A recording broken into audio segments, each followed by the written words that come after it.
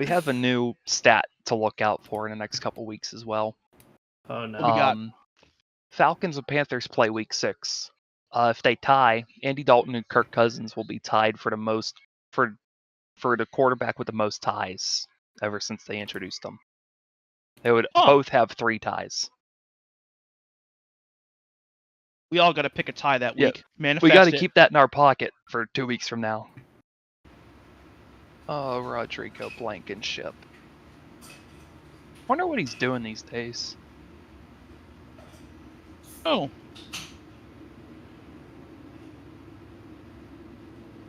Oh, the Red Sox are losing. Come on, man. Live to fight another day. He's a rapper? Huh? No way.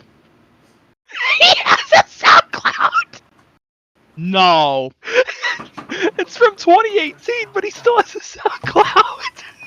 Oh, he was in college then. Alright, I'm back. No fucking way. What is happening? I found Rodrigo Blankenship's SoundCloud. Oh yeah, did you not know he does this? No! No. Dude, you gotta. I'll have to show you. Back when he was with the Colts, I think it was his rookie year. They did like an NFL Network like little feature on him, and yeah, he's a rapper, and he's also like an avid Lego collector. That rocks. Yeah, Rodrigo rules. The Lego collecting explains the goggles. Yeah.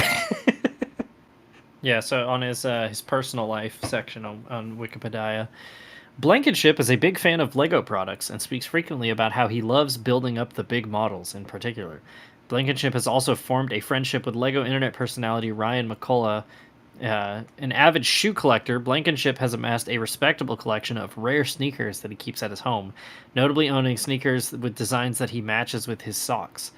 A pet owner, Blankenship owns a cat named Lucas, which he has shown in interviews made at his home. Blankenship looks up to Eric Dickerson and Kareem Abdul-Jabbar and is noted to wear glasses while playing. He believes no one should be ashamed to do so and let their performance on the field speak for itself. Where's the cat? I need to find the cat. Rodrigo Blankenship cat. I gotta put the cat in the thumbnail. Oh, I just found the cat. Oh, that's a good cat. Hey, kitty. But you got a flag down. Side. Everyone but the center. Offense. You're listening to Oofsides on Track and Turf Media. Talking about playoffs? But they aren't what we thought they were. Who's gonna win it all? Football. And who is Dunyan Rings? You play to win the game. Live from the Dieter Brock studio. Don't let these tears fool you. There's all dog around this mug. Here's the crew that's bringing it all to you. Oh, baby, welcome to Oofsides. Week 3, that was truly bizarre. I don't really know how to get into this. We're back. Who are you people? Football. I'm never going to say my name. I'm just going to say football. Yeah, I'm going to replace your name on the thumbnail with just football. Football. My name is Agony. How you doing? Been better. I'll say that. Yeah. Yeah. I'm Definitely feeling been pretty better. good. I wonder I'm feeling why. pretty happy about football. I don't care what you think and what you feel. Yeah, what else is new? Yeah, so week 3, revenge of the winless teams, I think is the way everybody's described it. A week where we cut the number of undefeated teams in half. Just hacksawed right through them, like blood everywhere. Wow. Yeah, and I don't know where I'm going with this bit. I guess we'll just get right into it, because it started on Thursday night with your team, Dewey, where the Jets made their presence known. Aaron Rodgers had his first great game with the Jets as they dismantled the Patriots 24-3 in a game that really felt like 25 years of just pent-up rage being let out on the upstart New England Patriots. Yeah, this was a game the Jets, as a franchise, have been looking to for a long time. couple of notable stats here from this game. This was the first time the Jets have defeated the Patriots at home in regulation since 2010. They beat them twice in overtime at home since then, but that was their first regulation win at home since 2010. And it's the first time they've beaten the Patriots by 20 or more points since 1998. That is Good truly lord. absurd. That was pre-Bill Belichick. Pete Carroll was the Patriots head coach the last time they lost to the Jets by more than 20. So this was... or was that... Or I think it was Parcells. I think that was Parcells on the Jets and Carroll on the Patriots. Oh, okay. Okay, yeah, you're right. But it honestly, this game, it was just kind of set up for disaster in a way. Like, the Patriots are coming off of a really, really tough loss at home to the Seahawks. And, you know, after that, it's a quick turnaround of only 4 days to a Thursday game, going up against a much improved Jets team that, again, has been waiting for an opportunity like this for a quarter of a century. And this one kind of felt over before it started. And it just, nothing went right for the Pats the whole game. Aaron Rodgers had one of the best games in the last couple years. And it got ugly pretty quick. But at the same time, it allowed for Drake May to get his first on-field action in the league, which was pretty cool. And he had a couple decent looks, even though he still managed to get sacked twice in garbage time because this O-line is awful. But he looked all right. But that's really about the only positive to take away from this game. Yeah, it was pretty brutal to watch. Jake Brisket was just running for his life, it seemed like, the whole day. And they had absolutely no help on the ground either. Nope. Which was crazy because the Jets' run defense had not been good through 2 weeks. But I mean, the whole game definitely flipped upside down when Ramondre Stevenson left with an injury, and it was right after he got called for an offensive face mask. And I think he was like getting his hand checked out, so I think his like finger got caught in the guy's face mask. Yeah. And I think so, yeah. yeah. So it and was he also had that fumble ugly. too. Yeah. Yeah, this was a game that really did just feel over before it even started. Yeah.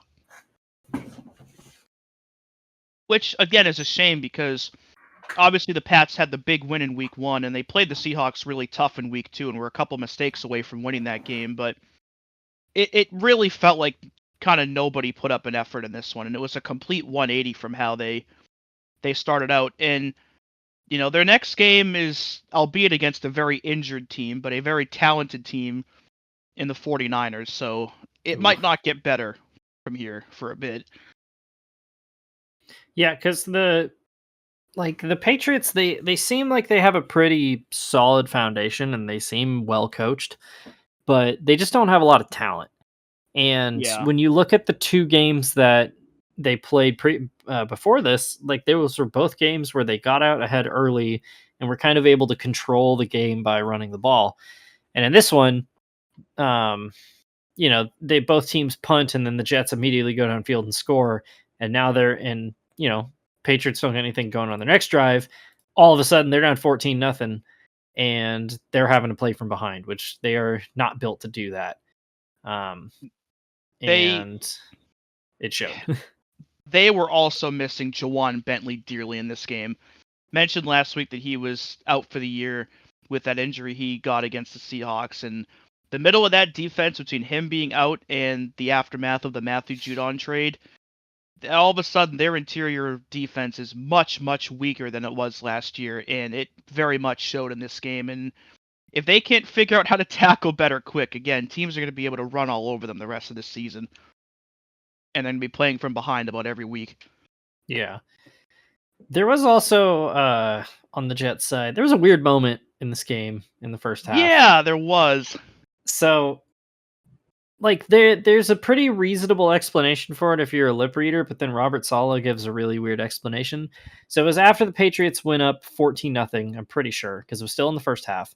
And he goes to hug Aaron Rodgers, and Rodgers kind of, like, pushes him off. And you see him mouth something to him and kind of, like, stare him down as he's walking off.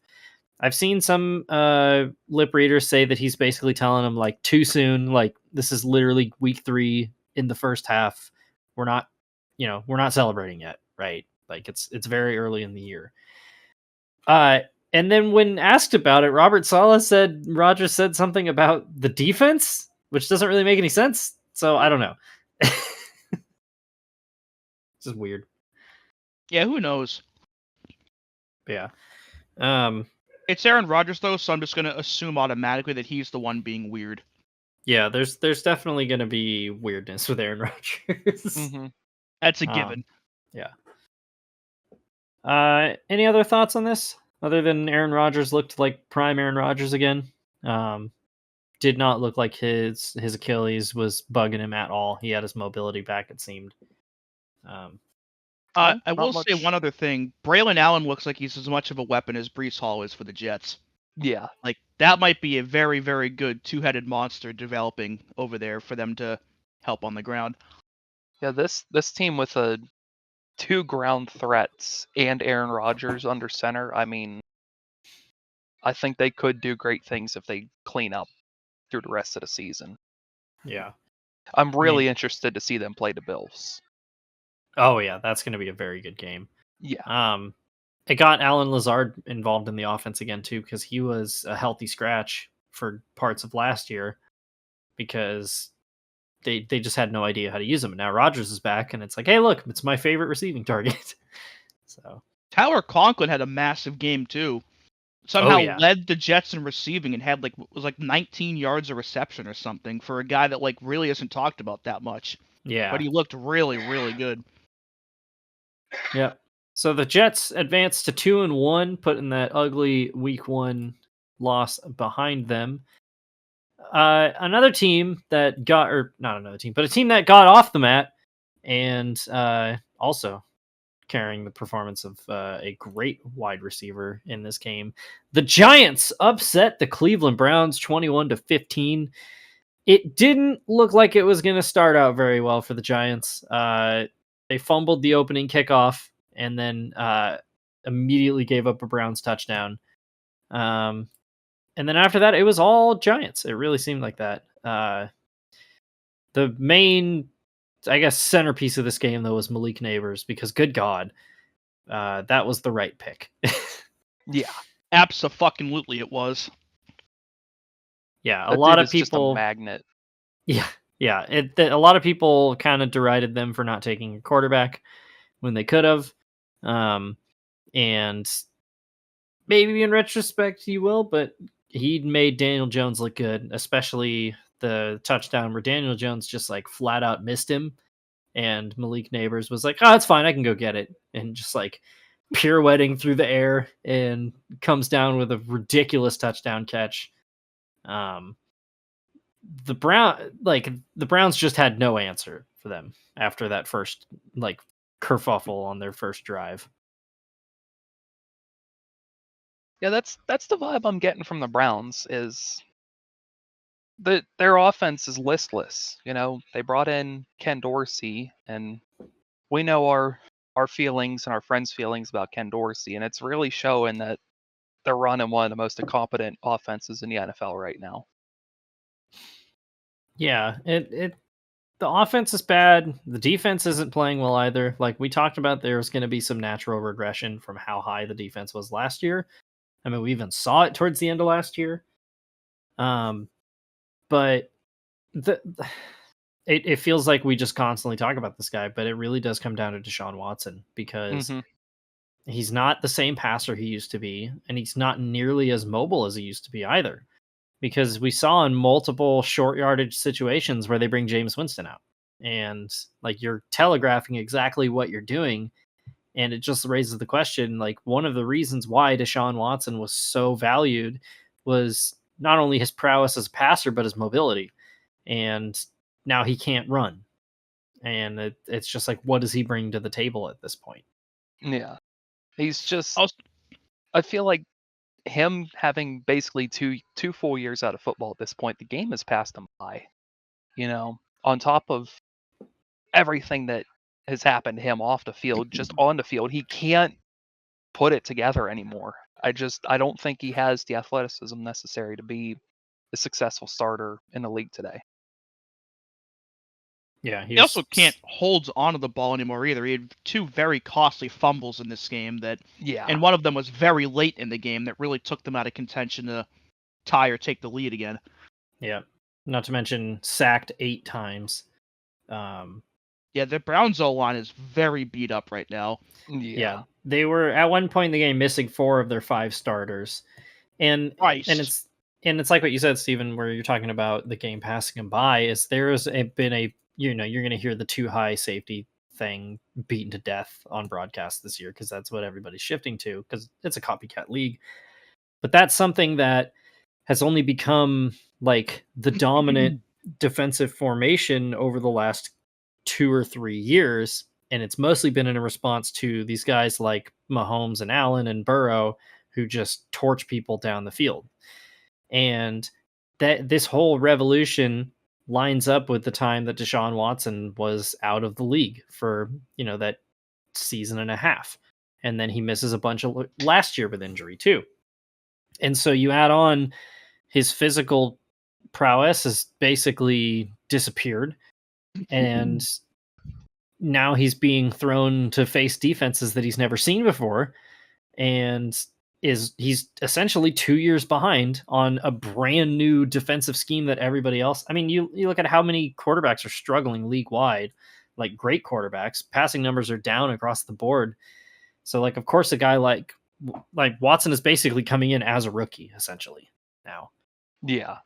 It's a brand new team. The NFL has changed since he's been there. Plus his physical limitations, plus all of the baggage of everything that we've beaten to death. This has turned into a disaster for the Browns. It really has. Yeah. Yeah, and this was one of his better games too, which is the crazy part about it.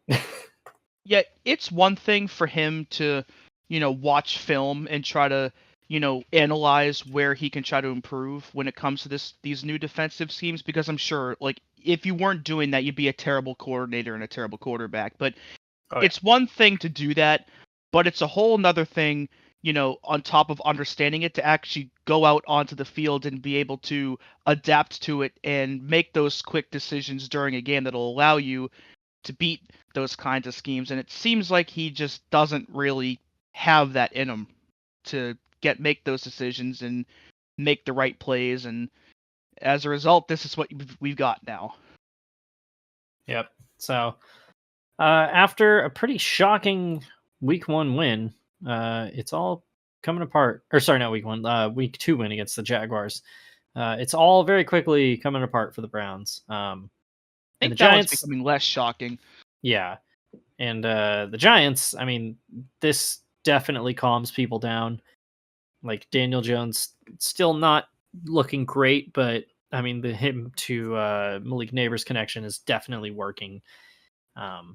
So who knows? Might have bought him and Dable some time.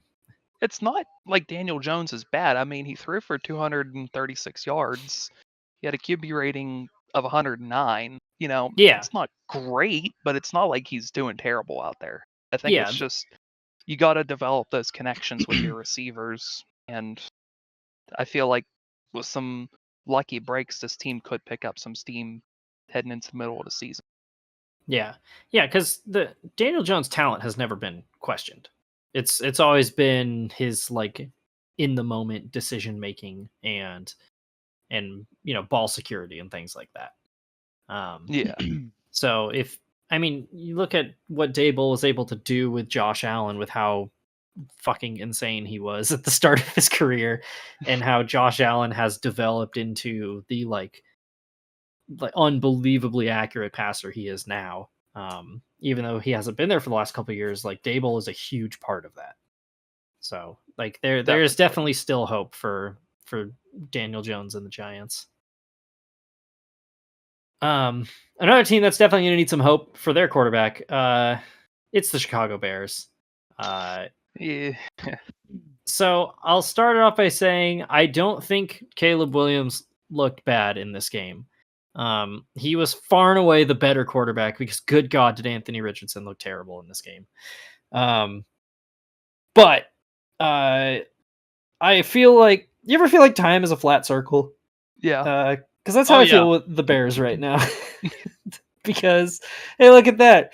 It's a great Bears defense with a pretty talented quarterback with no offensive line, no running game, and a completely incompetent coaching staff. Okay, Where have we seen I- this before? I've wanted to monologue about this a little bit. I've been thinking about this today. Okay. You know, we've been doing this for the Bears since the 80s at this point. You know, having a team like that, the only thing that hasn't changed at this point is the ownership. Caleb Williams is a good quarterback, but he's not going to be a good quarterback with Chicago because this team is just fundamentally flawed. It starts at the top. The ownership gets its stink all over the front office. The front office gets its stink all over the coaches, and the coaches get their stink all over the players. You saw this with Washington. They finally got rid of Dan Snyder, and they're starting to build a little bit of momentum to being a normal franchise again. The Lions are doing the same thing, and no matter how many magic bullets you get with first overall, can't miss picks, they're never going to pan out until you get a good owner that actually gives a shit about football, since the forward pass has been invented. And I think that's a difference between good ownership and bad ownership in the NFL. Is I think that's basically the only key to having a good team at this point. Yeah. I like Caleb Williams and I hope he succeeds, but he's not going to succeed in Chicago unless changes start at the top. And I just don't see that happening. Well, everybody saw this coming from last year where, they went into last year and they're like, okay, we've got Justin Fields, 2 years ago. We have this kid, Justin Fields, that everybody thinks is like ungodly talented. So go get like one of Shanahan's 1,000 disciples to coach him up, like every other team with a young quarterback has done. And they signed Matt Eberflus, who's a defensive head coach. And like, okay, the Bears defense is really good again, but you wasted Justin Fields, and we'll talk about that because Justin Fields looks pretty goddamn good so far. And Caleb Williams is running for his fucking life every single play. I mentioned it last week. He was pressured 36 times last week. That is an insane number of pressures. I don't understand how you expect this guy to just drop in and succeed when they didn't build an offensive line and they got a fucking offensive coordinator who just got run out of Seattle. Shane Waldron is not good at his job. Okay, this is the prime example. I have it written down here somewhere. The Colts running defense was terrible through 2 weeks. They'd given up almost 500 rushing yards through 2 weeks. Fucking hell. So fittingly, the Bears attempted 52 passes. It's 63 rushing yards total in this game. Like obviously DeAndre Swift and Khalil Herbert, they've been and Roshan Johnson, they've been struggling to run the ball. But this is maybe the worst rushing defense in the league, and instead you drop Caleb Williams back to pass 52 times. So, should I add, too, the worst rush defense in the league that was without DeForest Buckner in this game. Yeah. The anchor of that defense was not playing, and DeAndre Swift had 13 carries for 20 yards. How? Against a run defense this poor, how do you only get 1.5 yards a carry? And going back to that, Caleb Williams still threw for 360 yards. Yeah, he's not a bad quarterback. It's just genuinely played well. Yeah, they're just everything around him is shit. Yeah. I don't know how else to describe it. Not everything, but like Rome Dunze had a breakout game in this game. Yes. Cole Kmet had a great game, but like that DJ Moore had another solid game, but like that's about where it stops. Yeah, I mean they have genuinely a good passing offense when Caleb Williams can find his guys. And have time to like figure this shit out. Yeah, threw his first 2 career touchdowns this week, which is huge. The whole narrative through 2 weeks was no rookie quarterback had scored a touchdown. Yes, he had 2 interceptions, but it's like the fumble. Yeah, I have a hard time really. Yeah, like obviously some of his picks that he's had, like especially the one against the Texans that basically ended the game, those are bad. But you have to you look at it in the context where it's like this dude is being pressured constantly, and that's a play where he barely escapes like 3 guys wrapped around him and just decides to just get rid of the fucking ball. Like, it's gonna happen. He's a rookie. Every single rookie quarterback struggles with turnovers in their first season, almost every single time. And we're seeing it on the flip side of the ball too, with this still being effectively Anthony Richardson's rookie season. Yeah. It's just like it drives me fucking crazy to watch this, and it's like I don't know if Caleb Williams is this generational talent. We've said that about Trevor Lawrence, and we'll talk about that later. Like, I still think Trevor Lawrence is a very good quarterback, but like, there's always a guy who comes out and is hyped up as like, oh, this is a once in a generation type talent. Like, I think Caleb Williams can be a very good NFL quarterback. Just fucking take care of your guys, because all this does is like remind me of a worse version of Burrow's rookie year with the Bengals. Yeah, that's what has me worried, is he's going to keep running for his life, and at some point he's going to get hurt. Yeah. Looking at the Bears depth chart, they have 2 on the roster. It's Caleb Williams and Tyson Bagent. In this situation, you have a rookie on 3 NFL starts. Why do you not bring in a veteran of any kind to help him break these things down? You can't expect somebody running off a college offense for 4 years to suddenly know a pro offense without any sort of research or development or any kind of outside help like that. I don't understand what their plan is for him. He's not magic. That's why I was so happy that the Patriots brought in Jacoby Brissett, because even though like he's running for his life because the Pats O-line is terrible, at the end of the day, Drake May still has a veteran that he can sit through quarterback meetings with and watch film with that can help him break down what an NFL offense is supposed to be like and figure out what he needs to improve on. But the Bears just don't have that. And there are definitely options available. Like, Ryan Tannehill is sitting at home waiting for a phone call, and I'm sure there's other guys that I can't think of right now that'll be more than willing to, suit up as maybe the emergency third guy or the backup each week and, help Caleb Williams become a successful quarterback. But, Tyson Bagent is effectively in the same boat where he's not even running off like an FBS offense. He was running a D2 offense in college. So, like, I don't really know how much the two of them can really, help each other with that kind of thing. They need that veteran guy that can say, hey, this is what I experienced with this kind of play. Here's what you can do to fix it. Because that's not there. Yeah, exactly. I don't understand the game plan. And they've been running the same game plan for 40 years. And it has gotten them 1 Super Bowl appearance with Sexy Rexy Grossman. And nothing else. I don't understand. Yeah, they're like, well, Jim McMahon was good 40 years ago, so certainly. And he got dropped on his head.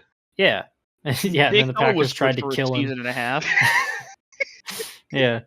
Yeah, no, it didn't work with Cade McNown, and it didn't work with Rex Grossman, and it didn't work with Jay Cutler, and then it didn't work with Mitch Trubisky, and then it didn't work with Justin Fields, but it might work this time. So they already have Dylan Raiola circled on their draft board for 4 years from now. Don't forget Kyle Orton either. I did forget about Kyle Orton. Oh my god. Oh, okay. That reminds me of one of my favorite NFL teams of all time. Okay, so it's the 2005 Bears. So, do you guys know anything about the 2005 Bears? Yes. So, for the listeners, if you don't know, in 2005, the Bears entered that season with, I believe Rex Grossman was their starter. And he was injured, and so a rookie, Kyle Orton.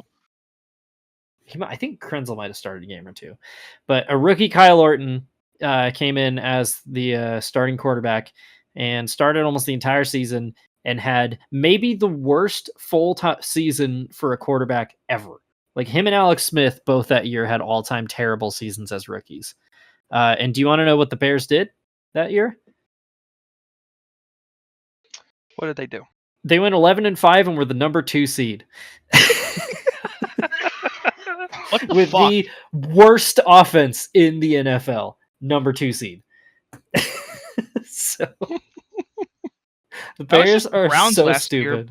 Before Joe Flacco. Yeah.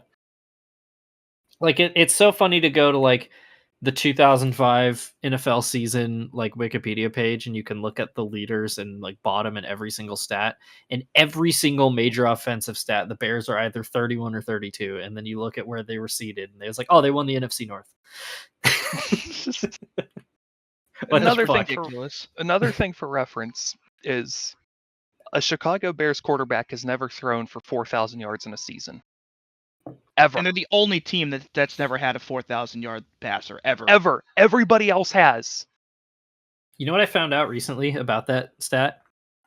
So in 2014, Jay Cutler was on pace to do that, and fucking Mark Trestman benched him for basically out of spite.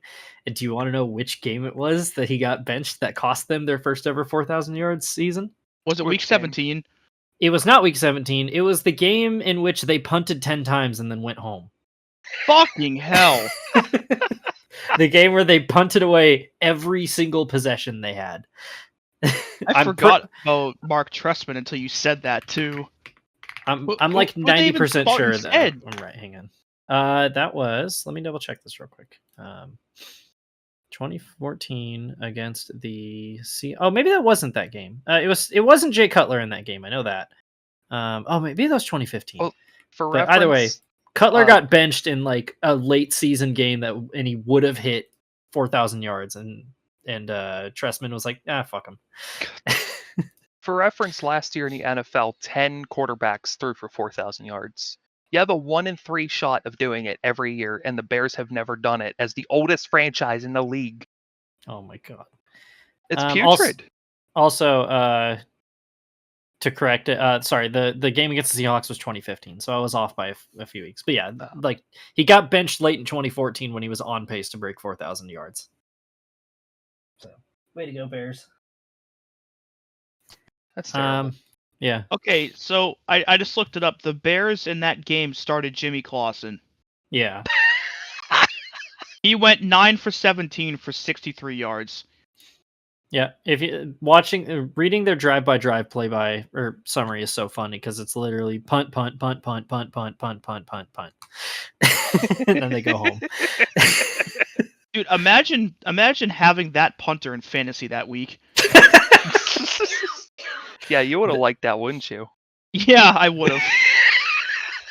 I'll have to send it here, but there's a really good article that John Boyce wrote back in 2015 about that game that like charts out their cowardly punts and everything.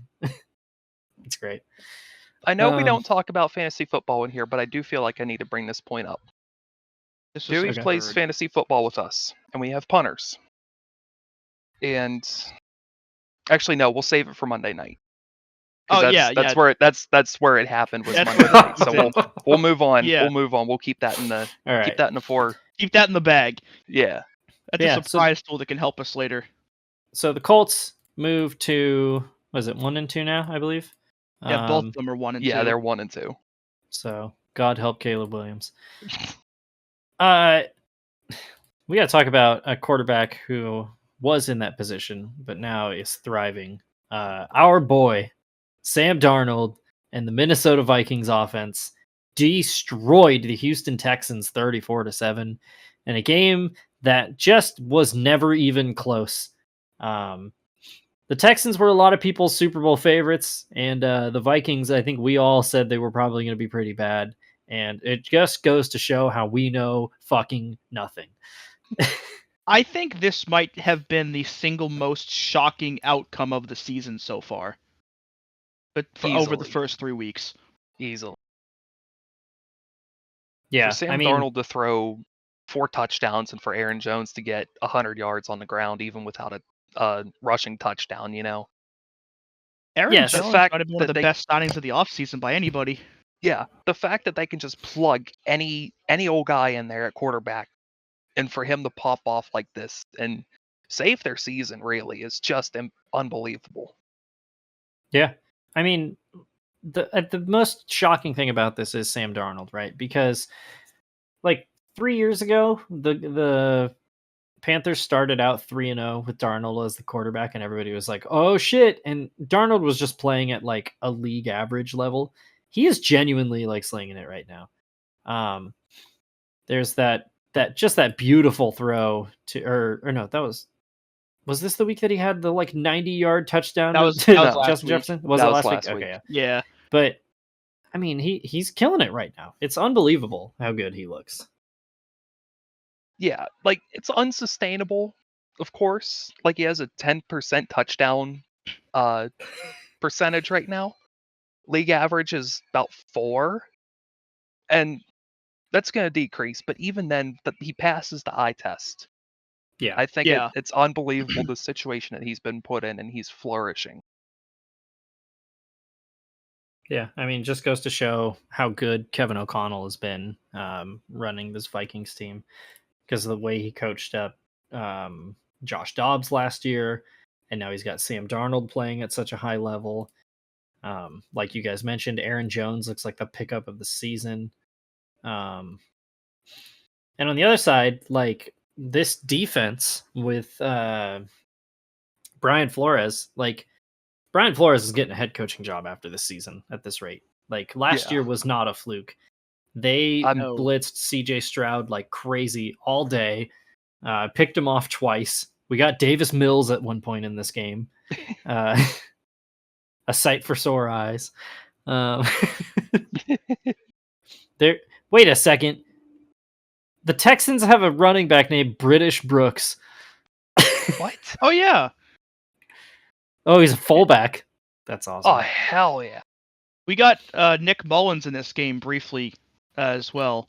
Oh yeah. Oh yeah. Yeah, it's Sam Darnold had the brief injury. Was it like the middle of the third quarter or something? Everyone was like, "Ah, shit, our man is down. Who is coming up?" And then Nick Mullins came in, and we were like, "Oh fuck."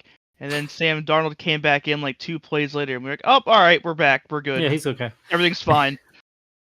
Yeah, I believe he had an MRA, and I think he's fine. It was like a Thankfully. bone. Yeah. I think it was like a It was- bruise. yeah. Or something. It It was was a bone a- bruise. Yeah. Yeah, it was a bruise on his knee. So Yeah. He no gonna be damage all right. for what really could have been really bad. Yeah. Yeah, I'm sure Vikings fans everywhere were holding their breath, which I'm sure they never expected to do with Sam Darnold. But yeah, Yeah. here we are now. So the Vikings are really goddamn good, and seem like they are for real. And a team that might not have been for real was the New Orleans Saints, because the Philadelphia Eagles came into the Superdome and won 15-12. Through 2 games, the Saints had scored 90 plus points and had basically not been stopped on offense, and that all changed on Sunday. Because this is just me. Like, nothing about this year makes any sense. The Eagles were terrible through 2 weeks on defense. And then they shut down the best offense in the league and held them to 3 points through 3 quarters. I mean, this game was 3-0 going into the 4th quarter. Yet the Saints still almost won this game. Yeah. Like they went up. What was it, like 2.5 minutes left? Derek Carr threw that touchdown to whoever it was. I think it was Olave in the back of the end zone. Yeah, it was Olave, and they failed the 2-pointer. Yeah. Yep. So it was like 12-9 or 12-7. 12-7. 12-7. And it's like, all right, the Eagles had been struggling on offense outside of Saquon on the ground. And it's like, okay, we'll see what they can do here. I think it was like a 3rd and long. Like it was like 3rd and 15 or something with like 40 seconds left. And somehow I can't get over this still, that you have such a massive breakdown on defense that you let Dallas Goedert run 60 fucking yards down the sideline to set you up with 1st and goal with like a minute left in a timeout, and just sell the game that hard after trying so hard to win it. Watching that play happen in real time was really funny, because you see Hurts like throw it to the flat to Dallas Goedert, and you're used to seeing those guys not have anybody around them in the frame, and he just starts running, and then I'm sitting there like, okay, there's got to be a defender soon, and then they just never show up, and then they show the replay, and the 3 of them run into each other in the middle of the field. Some Looney Tunes shit. But yeah, I mean, like you summed it up perfectly. This was a game that the Saints had no business losing, because the Eagles through 3 quarters were a fucking disaster. This is their drive summary up until the 4th quarter. So they only had 1 drive in the 1st quarter, and they punted. Then in the 2nd quarter, interception, fumble, turnover on downs. Then the 3rd quarter, another turnover, downs, then a blocked punt, and then the fourth quarter starts. There is absolutely no way that you should end every single drive you've had like that and only be down 3-0 going into the fourth quarter. Well, The Saints capitalized on none of that. yeah, it should be noted that after the Saints blocked that punt, the Saints had a turnover on downs instead of taking the 3 points. Yeah. Like they went, what was it? Like they went forward on. I mean, it was 4th and 1. Like I kind of understood it, but in Yeah, it a was game 4th and like 1. that with Yeah. so little scoring, take the fucking points. Yeah. Because the Eagles immediately got the ball back and scored. Yeah, And went up 7-3. And even then, I mean- they missed a field goal in the fourth quarter. and like if they took the points there, you know, they would have gone up 6-0 entering the fourth, and the Eagles would have had to go for 2 to tie the game as opposed to going up by 3. So it would have sent this game into overtime, and it also would have prevented that absolutely dog shit interception by Derek Carr at the end of this Oh. game. That was bad. That was fucking terrible. Yeah. He did. I'm pretty. Didn't he get hit on that throw? It was still a terrible decision, but yeah, I think that was. he did. Yeah, I think but he was hit still, as he threw. Yeah, that was just. Like It- I've said, I've been more pro Derek Carr than most people, but if ever the detractors were right, it was in that moment because that was bad. Yeah. So Derek Carr definitely came back down to earth in this game, but it also should be noted the Saints had their starting center get hurt in this game, and he might be missing extended time, so that is probably going to make this offense struggle a little more than it has been the last couple weeks, but I still can't believe they allowed a tight end to get 170 yards in a game. I cannot wrap my head around that. they lost their backup center too. They had to. I think it was their like second string right guard was coming in at center at the end of this game. Good lord.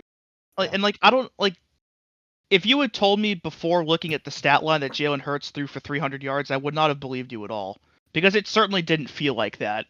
Yeah. Oh yeah. And I mean, there were so many follies in this game too. Not only with Jalen Hurts, but with the rest of the team. And they come out on top. Just an And- ugly, ugly game. Got to Yeah. also give a shout out Saquon Barkley, 17 carries for 147 yards and 2 touchdowns. Definitely atoned for last week. Yeah. Speaking of ugly, I don't think we can go through this game without talking about that hit on Devontae Smith near the end of the game where he Good just got God. demolished. How was that not penalized? I didn't know Greg Williams was back on the Saints. Bounty Gate's back, baby. Fucking sent Devonta Smith back to 2012 with that one. Like, good lord. Seriously. I mean, fittingly, Brett Favre admitted he has Parkinson's this week, and then it was like probably just got PTSD from watching that. That was probably the state of Mississippi trying to shake the welfare out of him. Oh god. And that was Eagles Saints. All right, we'll talk about your team now, Steven, because I think the Steelers might actually be going to the Super Bowl. The Steelers might actually be good. This is the Steelers beat the Chargers 20-10. Yeah, 20-10 on 20-10. Sunday. This is the first time in a very long time that I felt comfortable as a Steelers fan, even through to the end of the game. Jim Harbaugh and the Chargers really just did not have an answer for the Steelers the entire time. They were in control from start to finish.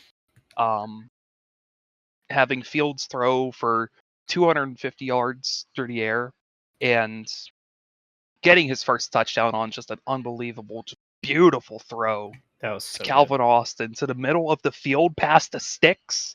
That's genuinely the first time I've seen that in like 5 years. good. Uncharted It's- territory for the Pittsburgh Steelers offense. Yes, it's Yeah. unbelievable. And you know, you do that. You get Fields who can run with it. You get Najee who can punch it in.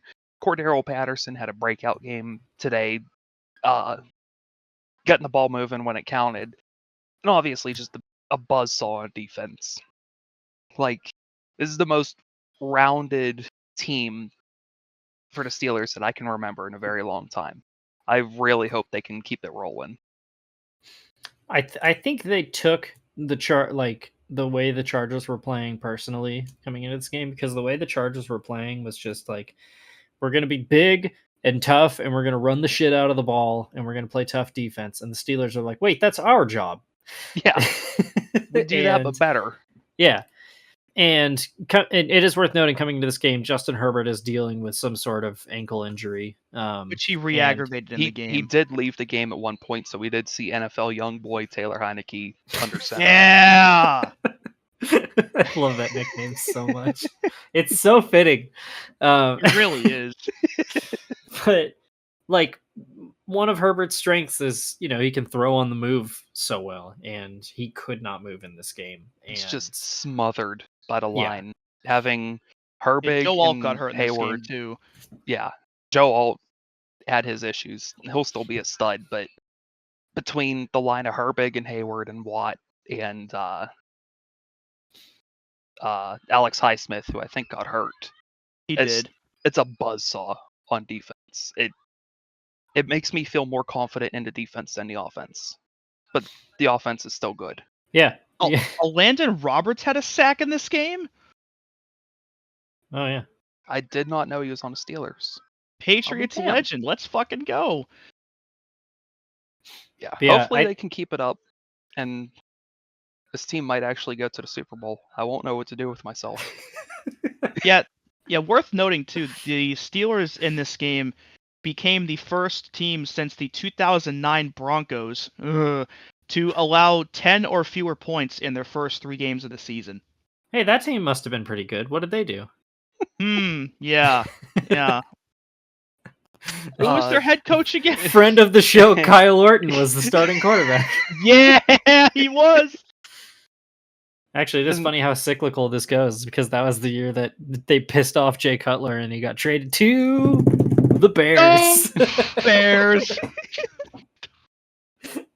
Another piece of Steelers trivia for this game: the lone interception by Justin Fields was caught by former Steeler Bud Dupree, who's most known for absolutely destroying Matt Moore in the wild card game in 2017.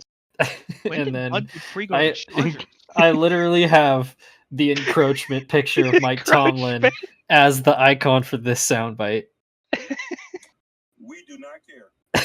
So his face is literally staring at me on my stream deck right now. Oh, encroachment. Yeah. Such a good meme. Steelers going to Super Bowl. That's all I have to say. Justin Fields actually looks very good. Man, isn't it crazy that he got out of the Bears and he got a veteran quarterback to help him out, and he looks really good? Yeah. Do we see Russell Wilson this year? I don't think we do. I don't think so. I think you ride the hot hand, you let him be a mentor, and you go week to week. Well, I was going to say, at this rate, Russell Wilson might be a good trade deadline acquisition for somebody. So the Steelers might sign him for nothing and then get an 8th round pick out of him, and be like, oh, whatever. And they'll turn him into the latest magic wide receiver with character problems. He's gonna convert. Time is a flat circle, Matt. He's on his Josh McCown arc now. Who is that old Raiders quarterback who did that? He converted to receiver. Terrell Pryor. Terrell Pryor, yes. Yeah, Terrell Pryor. Yeah. I was thinking of George Blanda. Him too. You had to specify. Wait, which one? You're like, if I had a nickel for every time a Raiders quarterback had to become a receiver, I'd have 2 nickels, which isn't a lot, but it's weird that it's happened twice. You're like, wait, wasn't it that Steelers guy? You're like, no, he went from receiver to quarterback. You're like, oh, okay. Oh my god. Anyways, speaking of the Broncos, because we actually were talking about them. What the fuck? What the fuck? What is this season? This makes no sense. Last week, I mean, the Bucks didn't put up great numbers, but they were opportunistic and they took advantage of the Lions' mistakes and toppled an NFC juggernaut. And then this week, they got beat 26-7 by maybe the worst offense in football. Yeah, Bo Nix won his first game without throwing for a touchdown. He did run for a touchdown, though. So we have another Vanilla Vic on our hands. God damn it. Yeah, the Broncos, Bo for Vicks. whatever reason, were led in rushing. The leading rushers in this game both had 70 yards apiece on exactly 9 carries. Tyler Beatty for the Broncos and Bucky Irving for the Bucks. Who the fuck is Bucky Irving? Bucky Irving is a rookie from Oregon. They That's drafted in the heard. 4th round, but I don't know who the hell Tyler Beatty is. I'm looking this guy up right now. I don't know how he got more carries than both Javonte Williams and Jaleel McLaughlin, but he made the most of them. He used to be. No, he played for Missouri. Okay. Huh. Sure, man. So I think it's pronounced bidet. Is it? No, it's Beatty. Is it? Yeah, it says on PFR. Oh, okay. I don't The know. interesting Ignore thing me. to me in this game was seeing Mike Evans and Chris Godwin just completely shut down by the Broncos defense. Yeah, well, the big part of it was the Bucks were dealing with. I don't know if they had offensive line injuries, but they were having offensive line issues because there's been these weirdo Baker Mayfield games before where he just kind of forgets how to play football. And I don't think this was one of them because he was just under constant pressure. I mean, they sacked him 7 times. And then you compare that to the Bucks defense, which was missing. Oh my God, I'm trying to blank on Vita this name. Vea. Vita Vea was gone. God, their top corner, whose name's also escaping me right now. They were missing like 2 or 3 of their like centerpieces of their defense, and it really showed because this was like, for all the criticism of Sean Payton that we've had, this is what he can do because they carved the Bucks defense up and just moved up and down the field in the first half, seemingly at will. And there were multiple times in the second half where it felt like the Bucks were going to start to put things together because this game wasn't fully out of reach for, it was 20-7 at half. It's a Still 2-score plenty of game. time. Yeah.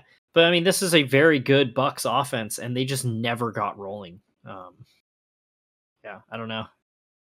Yeah. Just weird. Even with that, the Broncos offense was mostly field goals from Will Lutz. Yeah. Which they're definitely struggling to finish these drives, but they're definitely moving better than they previously were the last 2 weeks. So hats off, I guess. It just happens to be enough this time. Yeah. So I'm not panicking on the Bucks, but this was weird. I mean, they played the Panthers way too close last year in both games, so you never know.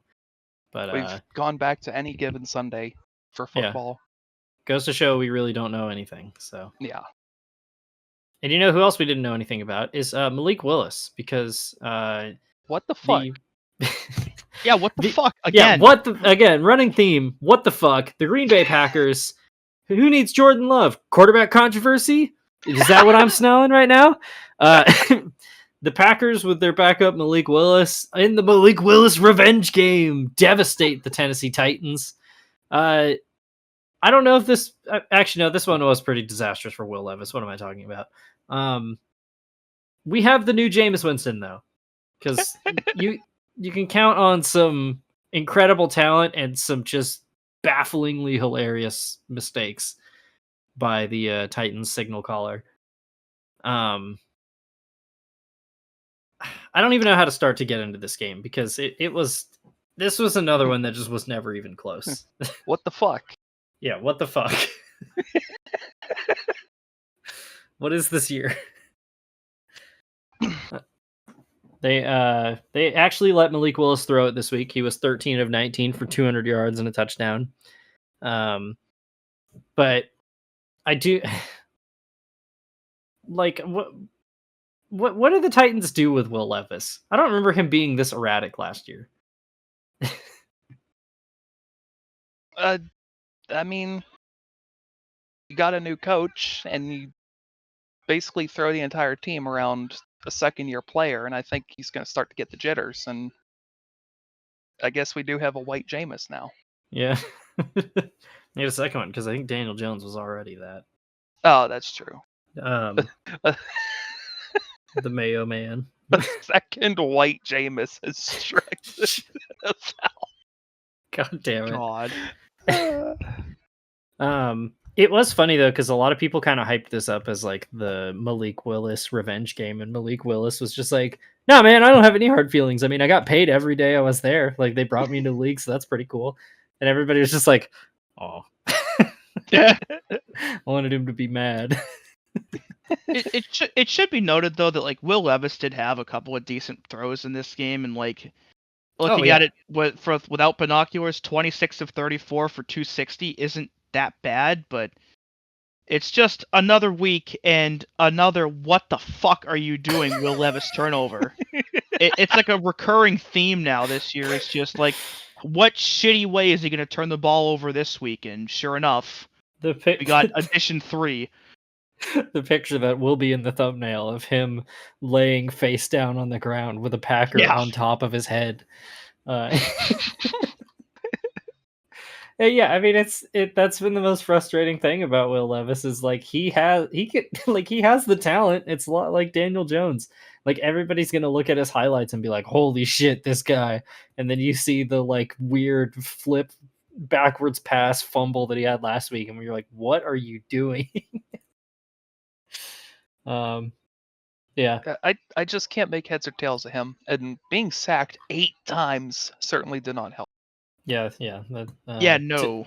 Not very conducive to winning, as it turns out. Not usually.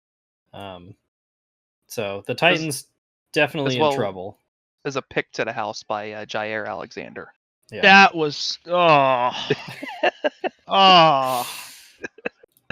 Yet, and the Packers also had 12 quarterback hits, which so he was hit 4 additional times, even where he wasn't sacked. So he's just getting beat up in this game.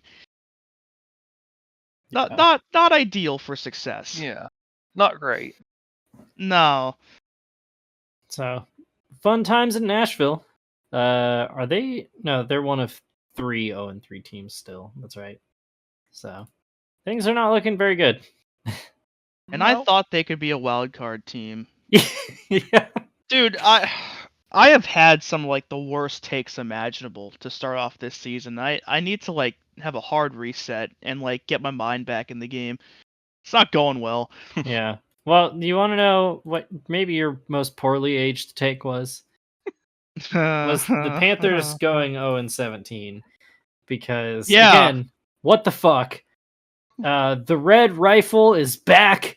Andy Dalton off of the bench and on the top step of the NFL passers, because this was the only game this season where a quarterback threw for 300 yards and 3 touchdowns so far, and it was Andy Dalton for the Carolina Panthers as they beat the Raiders 36-22. Very thoroughly taking all of their demons of malfunction and all of the problems that they're having, and then just cast them onto the Raiders and said, "Here, you have this." Because one of these teams is feeling pretty good, and the other one looks like a mess right now. From this game alone, the Panthers almost tripled their scoring output from the first 2 games. What? Oh, God. They had 13 points through the first 2 games. They dropped 36 in this one. And, you know, we had a whole thing last week about how not all of this was Bryce Young's fault, but man, did this just make him look worse. I wanted to believe in Bryce Young, but seeing Dalton hop in there with 0 changes to the playbook and just immediately carving up the Raiders, I think that might be it for Bryce Young. If not with the Panthers in the league entirely. Yeah, I think get ready to speak maple syrup, buddy. And the crazy thing too with this is like, I think a lot of Panthers fans were excited about the Deontay Johnson trade in the offseason, and he had been like practically invisible in the first 2 games, but he had one of the best games of his fucking career in this game. Oh, again, as a result of having Andy Dalton lining up behind center, all of a sudden Deontay Johnson looks like a potential number 1 receiver for what could be a decent offense if they get a consistent quarterback in there. Yeah. Because Adam Thielen looked pretty decent again, too. despite them losing Thielen during this game, having Deontay Johnson and the rookie Xavier Legette in the field, I mean that's a good receiving core there.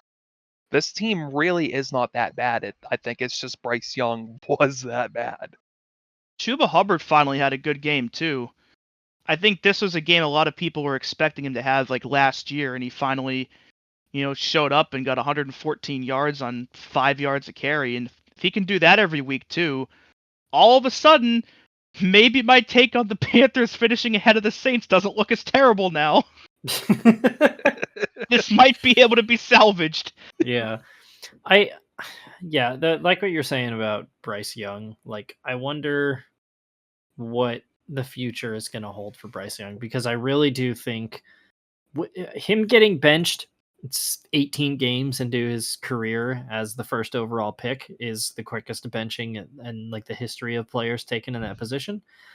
Not great. And I think this game definitely might have just drove that nail into the coffin that he has played his last snap as a Carolina Panther, which is insane to think about. Yeah, it showed that it was the right decision, though.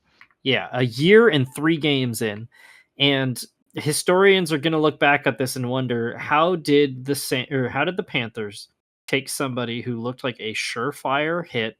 Yes, there were some questions about his physical stature, but like his football IQ and his accuracy and his like coolness in the pressure or in the pocket. And everybody's going to look at how did the Panthers take a guy who looked like that surefire of a hit and turned him into maybe the worst first overall pick in NFL history. And how much of that is down to them and how much of that is down to Bryce Young?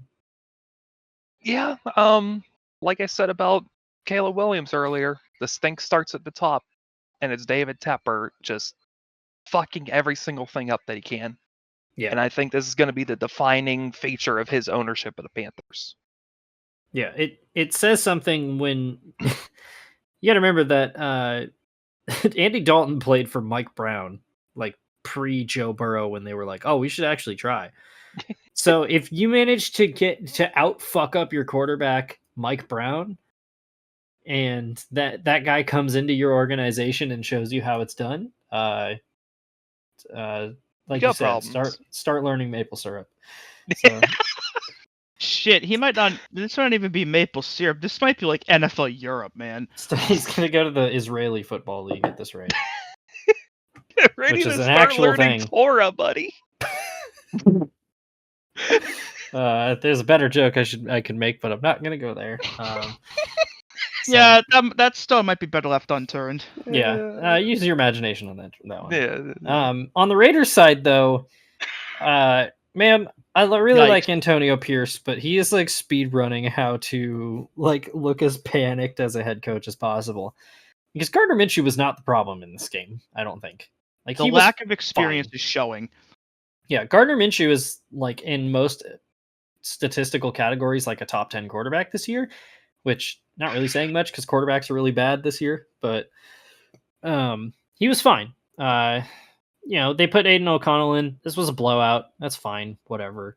Looked good though in that brief time he was in the game. Yeah.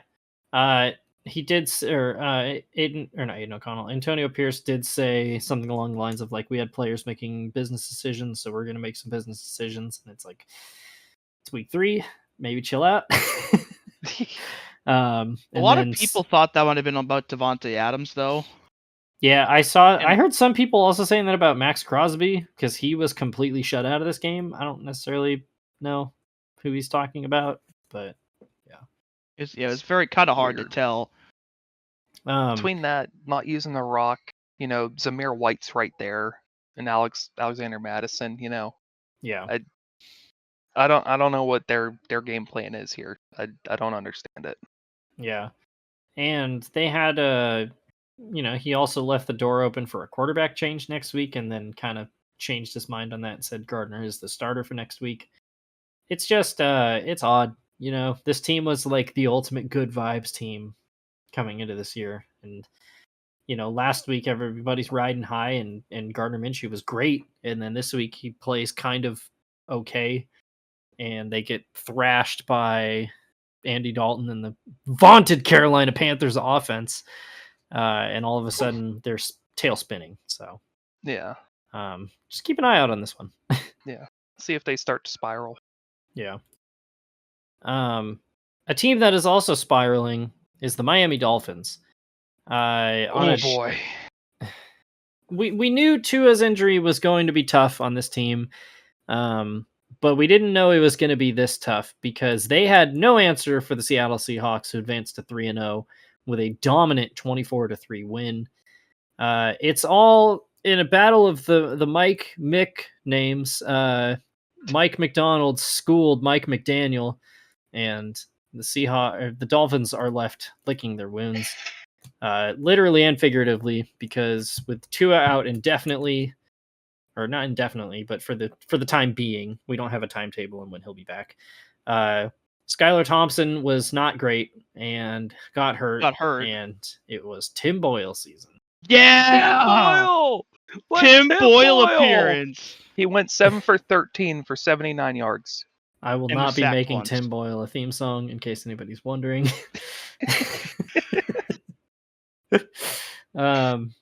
Geno Smith had, besides the 2 picks, had another really, really good game. Yeah, I think he might just be really good.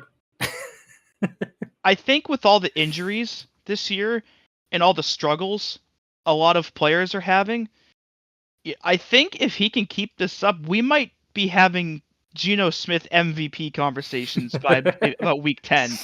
Just imagine, Genuinely. we're going to be like talking the best quarterbacks, and for MVP, we're going to be talking Geno Smith, Baker Mayfield, Sam Darnold. One of these guys has got to get it. And Justin Fields. And Justin Fields. And Zach Charbonnet also had another fantastic game on the ground, filling in for Kenneth Walker. So, like speaking of young two-headed monsters, like we mentioned earlier with the Jets, the Seahawks with those two could be one of the best running teams in the league by year's end. Oh, yeah. Huge game for DK Metcalf, too. Again, yeah. Yeah, DK just shitting on the AFC East so far this year. Yeah, this definitely shows, as much as we love Pete Carroll, like one of the things we were talking about is the Seahawks just needed a spark. And they you have have it. all of these pieces, these players like DK Metcalf, like Tyler Lockett, Noah Fant, Jackson Smith and Jigba, like these guys who would have those moments and you'd say, why aren't these guys better? Right. And with a new spark and a new offensive scheme, like we're finally seeing what these guys can do. And Geno is up to the task.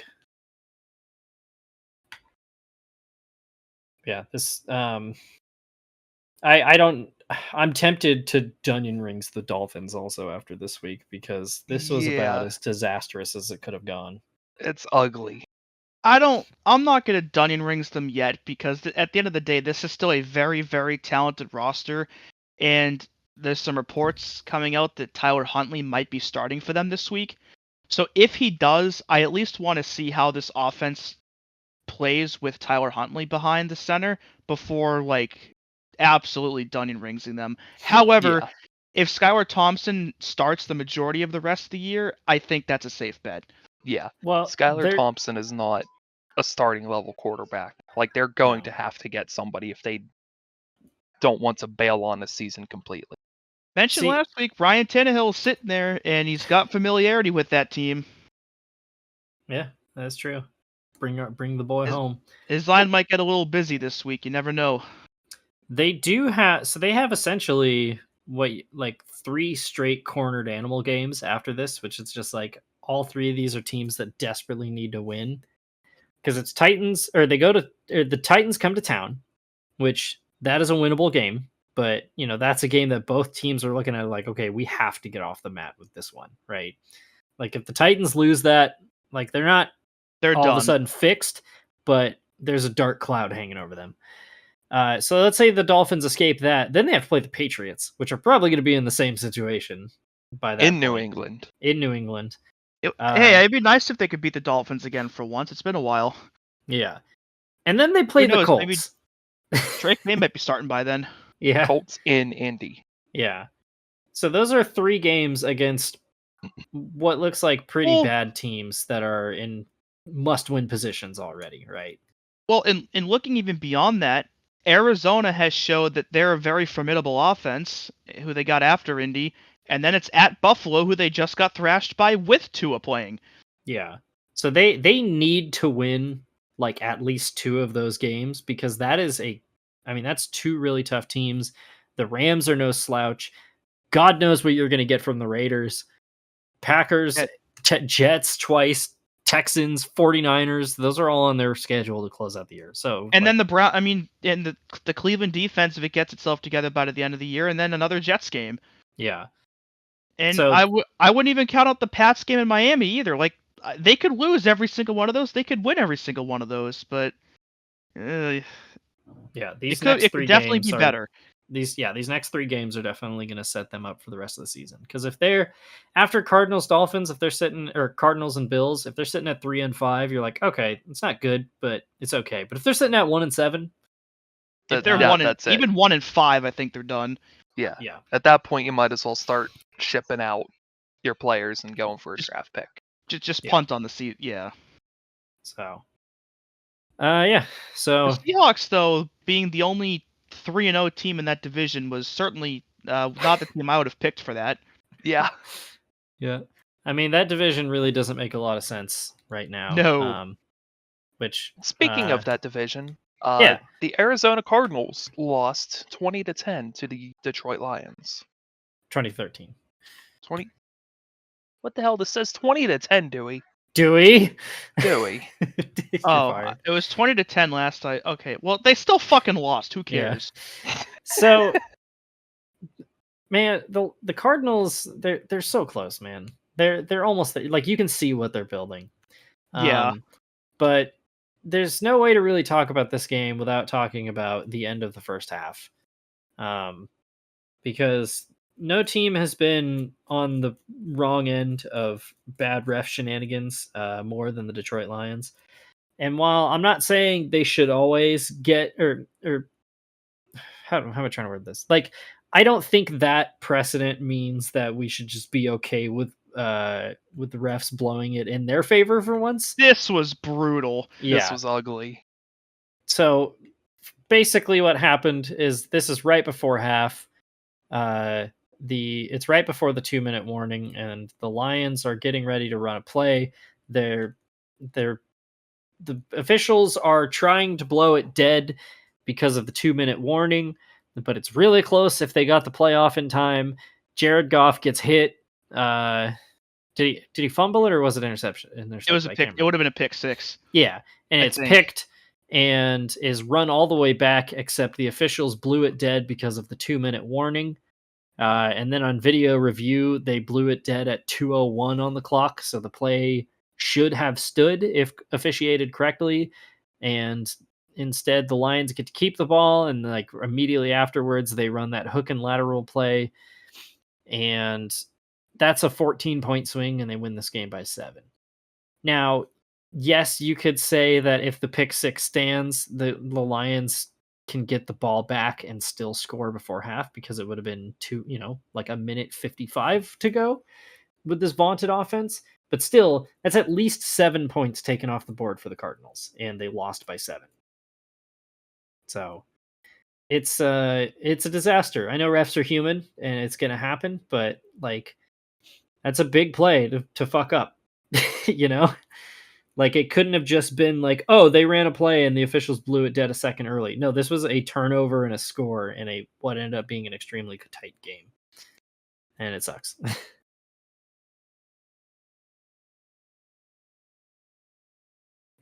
Yeah. Yeah, I don't know where to go from here, unfortunately. Yeah. Matthew, leave that silence in there. Make it longer. Suffer. Yeah, I mean, Jared Goff looked good. Kyler Murray looked good. Marvin Harrison's doing Marvin Harrison things. It's just, this is going to be one of those that's really going to sting looking back on it. Getting screwed Yeah. by the refs this early. Given Yep. how competitive this division is looking, they're really going to be upset They about needed this that one win in bad. January. Yeah. Well, and the thing that's got to be frustrating about this too for the Cardinals is they could not get it done in the second half because they put up numbers and Kyler Murray played like great in this game. But you have not only that play, you have the 4th and 1 scramble for Kyler that he's short by like inches that gets turned over by a challenge. That was painful too. Yeah. It was the right call, but man. Yeah, they have another turnover on downs in the fourth quarter. I mean, in the second half, they only score 3 points, right? And you can look at that and say, okay, maybe the end result doesn't matter, but you know, this was a tough game. Both teams played really tough defense. Yeah, it just feels like the Cardinals they're almost there, right? They're a couple pieces away from being contenders because you can see the vision.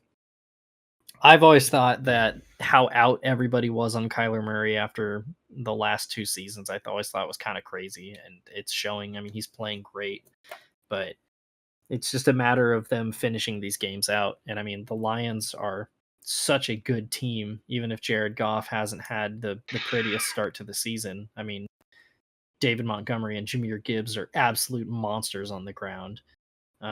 This defense is monster, and you know, Dan Campbell's just going to go for it on 4th down all the time because fuck it, why not?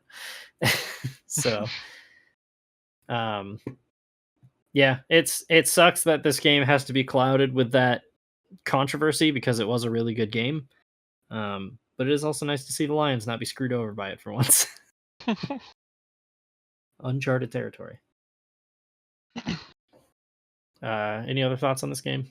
I did not get to watch this game, so I'm going off of the score sheet.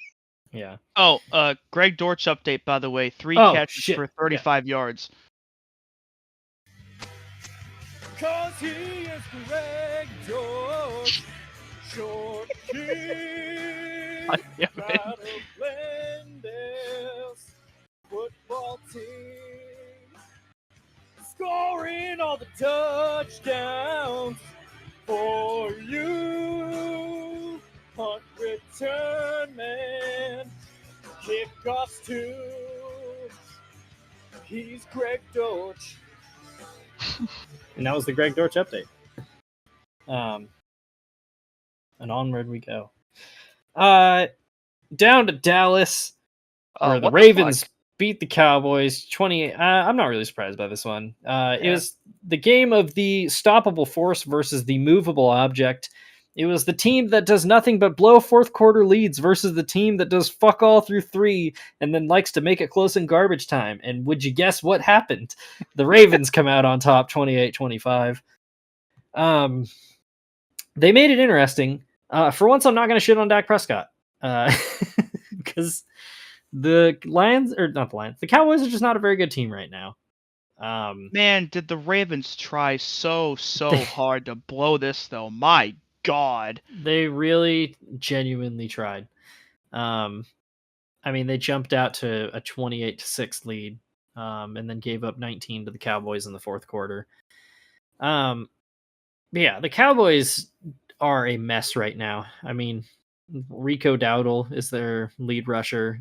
Ezekiel Elliott, their big free agency signing, had 3 carries for 6 yards.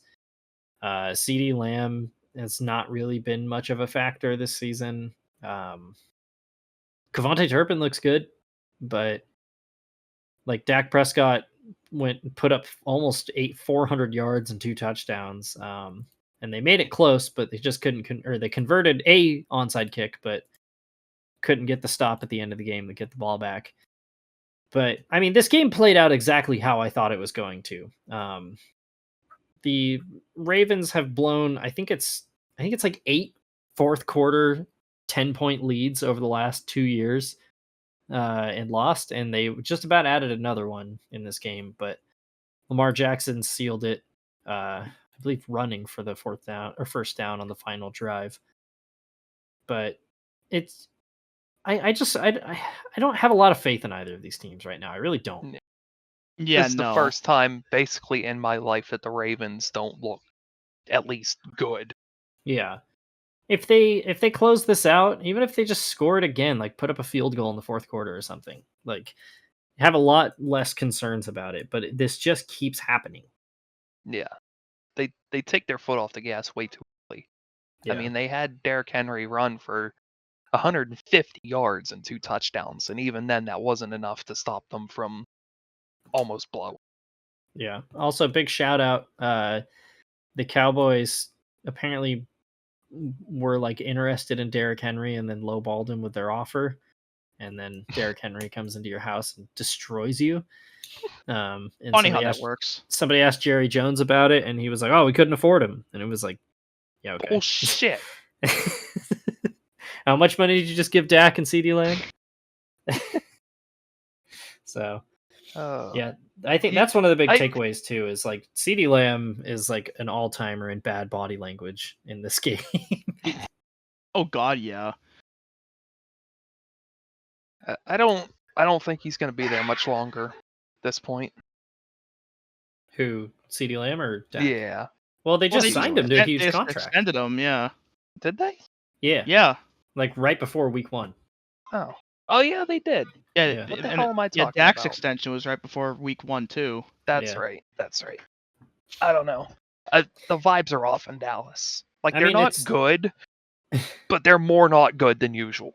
I think they could have something ugly starting to brew. Yeah. Well, I that's just like a part of Dallas, right? So like there's a you'll never hear me say this usually, but there was a cool commercial where it was all the 88s in Cowboys history, because the Cowboys don't retire numbers. And they've had like 3 all-time great Cowboy receivers wear 88, because there was Drew Pearson, there was Michael Irvin, and then there was Dez Bryant. And now you have CeeDee Lamb. And so there's like a commercial they did where it was like them like accepting him into the fraternity of 88s, right? And I was like, oh, that's cool. But if you know anything about I don't know for Drew Pearson necessarily, but the other 2 guys, like Dez Bryant and Michael Irvin, were definitely divas. Yeah. So he was like, oh, maybe he's got to fulfill that too. So I like CeeDee Lamb, but I hope the vibes stay good. So. That'd be nice, yeah. Yeah. But the Cowboys fall to 1-2. The Ravens get off the... I still can't believe they were 0-2, like, the more I think about it. Imagine the disaster if they were 0-3 and they blow this game. Yeah. Bad times in Baltimore. Yeah. Another game that made absolutely no sense. I was going to say the 49ers went into the Rams' house, but honestly, the Rams went into the 49ers' second home stadium in LA, because it was literally like 55,000 49ers fans. It was ridiculous how red the stands were. This was such a fucking sell job by the Niners.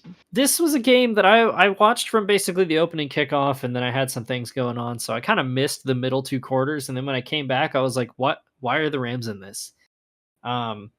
The Rams were extremely sloppy through the first quarter. Matt Stafford did not complete a pass in the first quarter, but it didn't matter, because despite a career game by Juwan Jennings, 175 yards and 3 touchdowns through the air, Good Lord. Fourth quarter collapse. Tell me if you've heard that one before from Kyle Shanahan.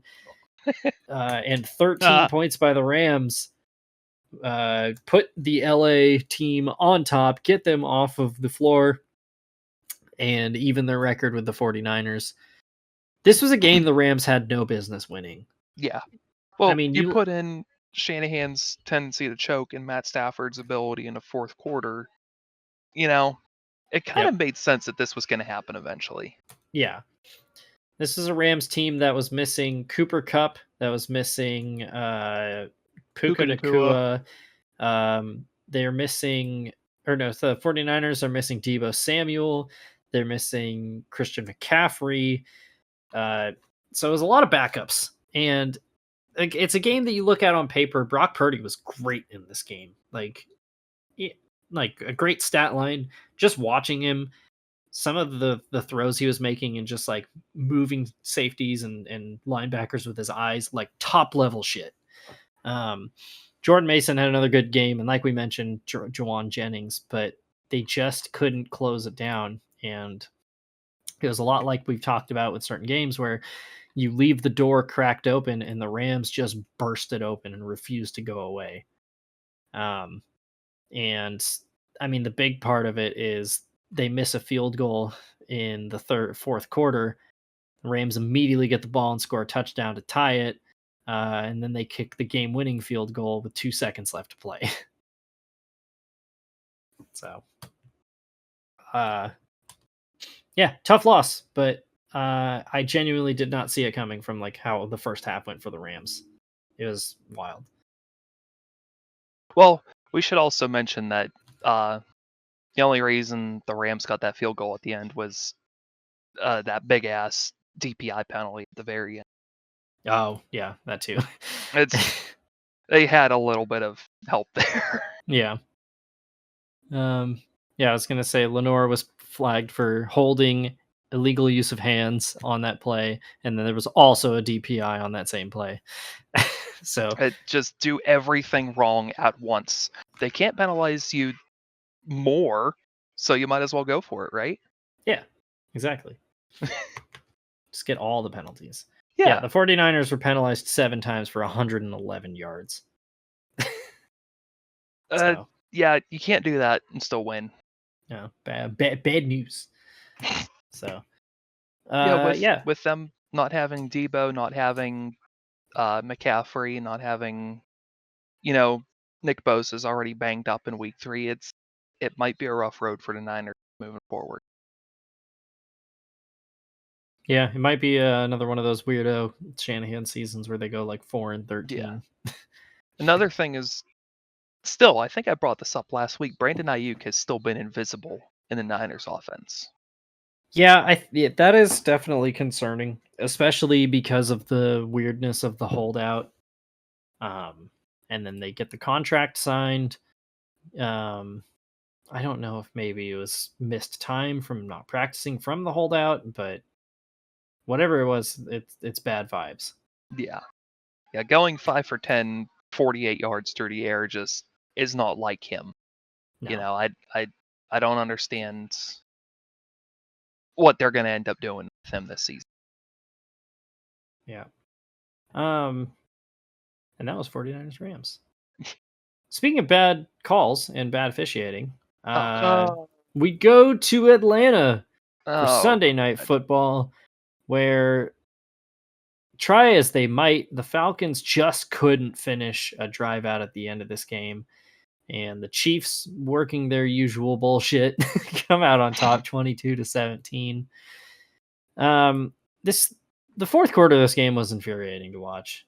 God damn it. So, and it wasn't even necessarily the missed pass interference in the end zone on Kyle Pitts, which would have extended that drive. I mean, that's a drive where they are on the goal line, right? That happens. It's 4th and 5 on the Kansas City 6, and Kirk Cousins misses the pass to Drake London. They turn the ball over. Their defense makes the stop. They force a 3 and out. They get the ball back, and they get stopped on 4th and 1 at the KC 13 again. And it was like a lot like what we were talking about with the Chargers. When you have a quarterback who can't move, I mean, Kirk Cousins was moving better. That was one of the things they were showing a lot on the broadcast, is how they had to use the pistol formation a lot because Kirk is having trouble moving around. That wasn't as much of a factor this week, but still, when it comes down to a 4th and 1 and you can't run a quarterback sneak because your quarterback can't stick his foot in the ground and just push, it's not good. It's not a good look. And, I saw a lot of people saying that maybe you put in like a Michael Penix package for that. And like, yes, you are telegraphing it, but at the same time, like, if you line up Kirk Cousins, if you line up Kirk Cousins in a quarterback sneak formation, they know where it's going to go. Like, Kirk Cousins is a big dude. They know he's going through the middle of the pile. So, was this the one on 4th and 1 when they ran Bijan to the left? Yeah. And he just got smothered immediately. Like, that was infuriating. That play call, I literally said out loud, "What the fuck are you doing?" when I saw that play call. Like, and obviously, like, you can talk about the missed PI call all you want. And while it was a missed PI call at the end of the day, the rest of the play calling on that drive did the Falcons no favors whatsoever. Yeah. in the end, it's still a 4th and short on the goal line, Yeah. And obviously, hindsight's 2020. If you know your defense is going to force a 3 and out, you kick a field goal there, right? And then all of a Take sudden, the damn points. You take Yeah. the points when you're given the points. okay. I'll say this about that, right? When they go for it on 4th down, there's 4 minutes left in the game, right? And you're down 5. That one you take the points on, not the one at the end, obviously. Yeah, exactly. I mean, yeah, like that's why I'm saying in hindsight, yes, it makes sense there. It's just you don't know if you're going to get the ball back with enough time to go on another drive, right? Because the Chiefs could very well eat up 4 minutes off the clock. Obviously, with your defense forcing a 3 and out, you get the ball back with plenty of time left, so it makes sense. But I mean, that 3 and out chewed almost 2 minutes off the clock, right? If the Chiefs get a first down, it's over. I do think though with the Chiefs, you got to take all the points you can get. Yeah, exactly. Yeah. If you take the points, it's a 2-point game. And if you make that stop, you only have to make a field goal to win. And I just... With one of the most accurate kickers in the league. Yeah, you have a can hit kicker from that can practically do anywhere. that. You use your kicker instead of being worried about your quarterback or running a different package that they immediately get the scope on. You take the points in the best situation that you have. Yeah, I just think back to that 2015 Falcons team against the 49ers where they Oh my god, they yeah. kicked a field goal down 4 and then never got the ball back. And I know he wasn't the Falcons coach then, but I wonder if like fucking Arthur Blank on the night that ironically he was inducted into the Ring of Honor of his own team. He's owned the team for like 20 years and he just now got into the Ring of Honor. Really funny. But part of me just wonders if Arthur Blank just like called down and was like, I swear to fucking God, if you kick it here, down 2 score. Yeah, more on Dan Quinn coach teams later. Yeah. Yeah, I mean, it's one of those things where if they complete, if the penalty gets called correctly or if they convert that 4th and 5, we're not even talking about it. Yeah, it's the kind of play where if you make it, you're a genius, and if you don't make it, you're an idiot. And sometimes that's just how it is. It reminds me a lot of Dewey, you'll remember this. I believe it was 2009. Oh god, yeah. I don't even have to say what it is. You already know what I'm talking about. The Patriots 4th and 2 play. Yep. And I love Colts. There's a really good NFL top 10 of gutsiest calls, and they talk about that play a lot. And there's a quote I love by one of the guys, and he's like, my least favorite part about it is that it didn't work. Because now nobody is ever going to go for that again in that situation. Right? So. Yeah, if Bill Belichick couldn't make it work, no one's going to make it work. Yeah, exactly.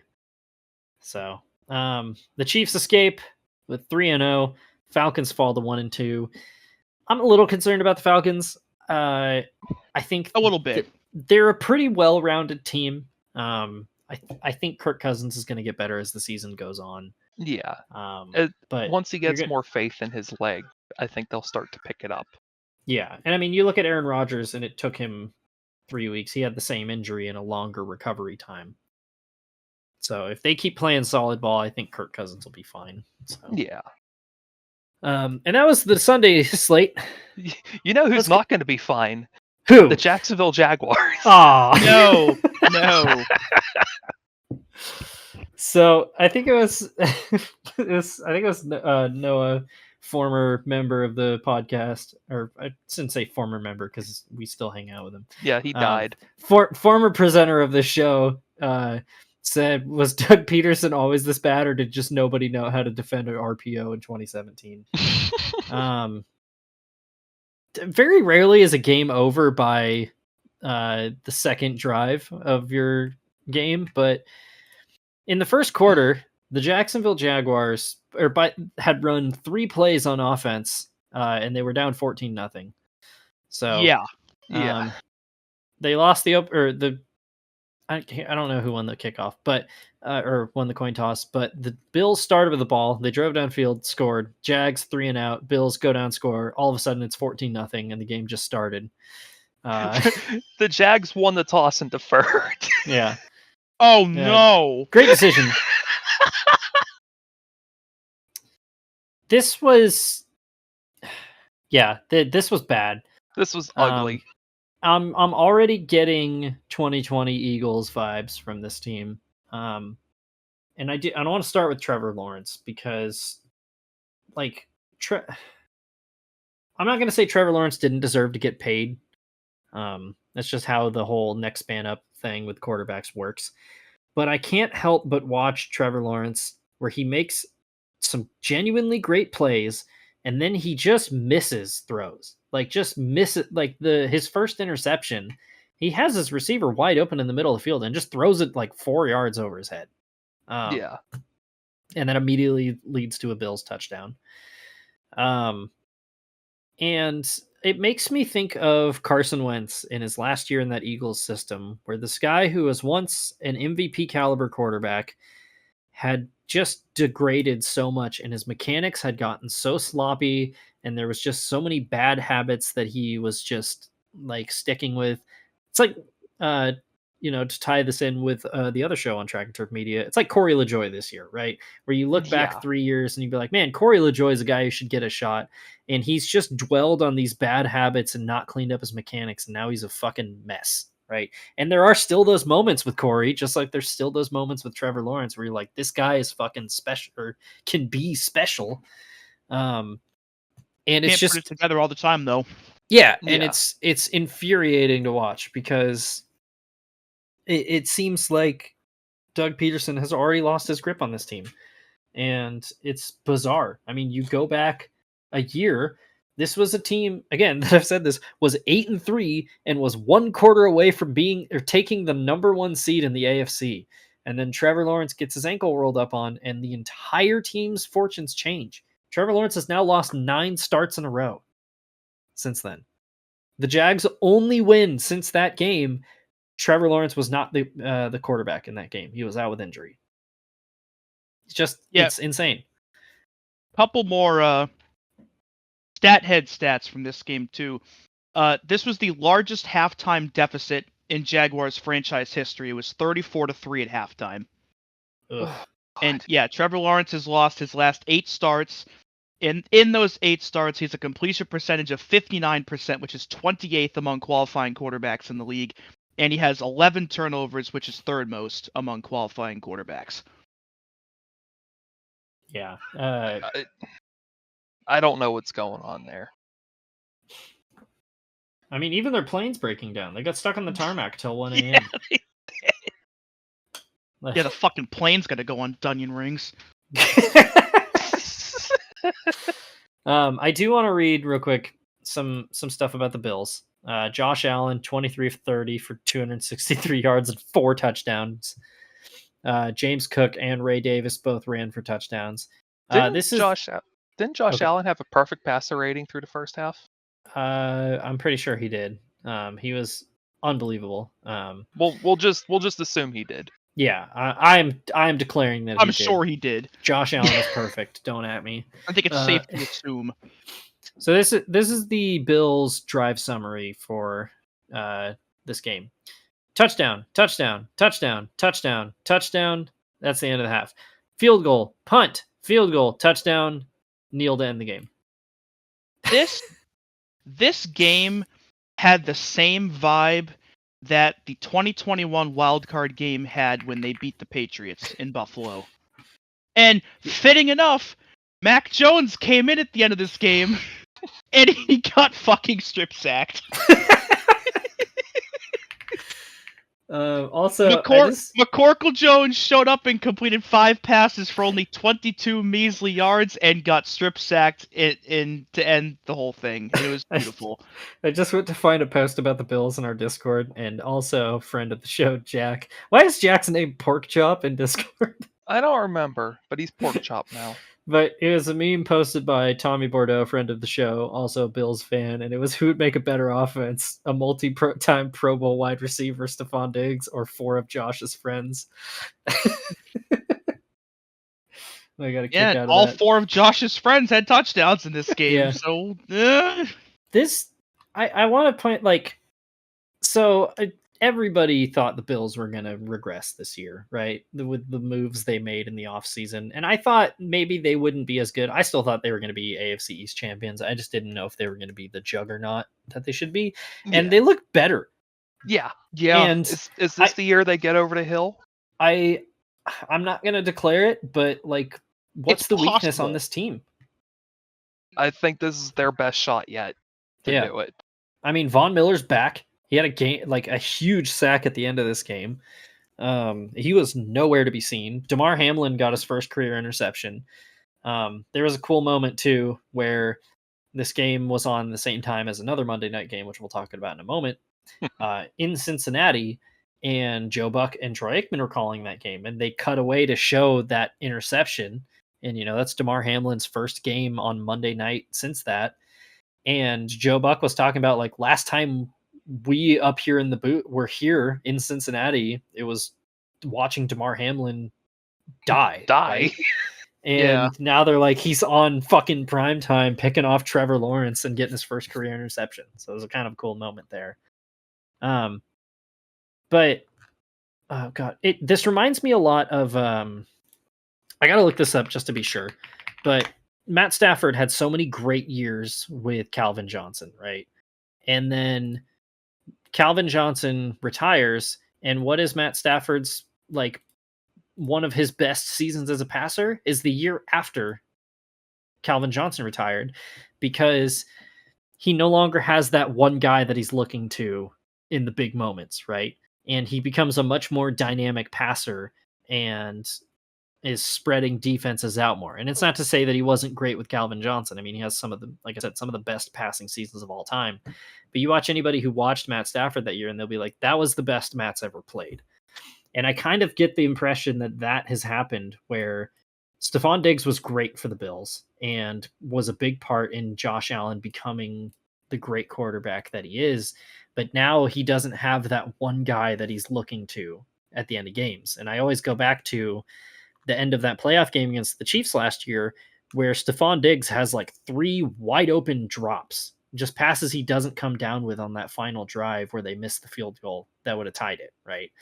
And I just think about, if you don't have that one guy that Josh is laser focused on, he's basically being challenged more, and it's making not only him a better passer, but it's elevating everybody else on this offense with him, because guys like Khalil Shakir and Dalton Kincaid were kind of afterthoughts in this offense until this year.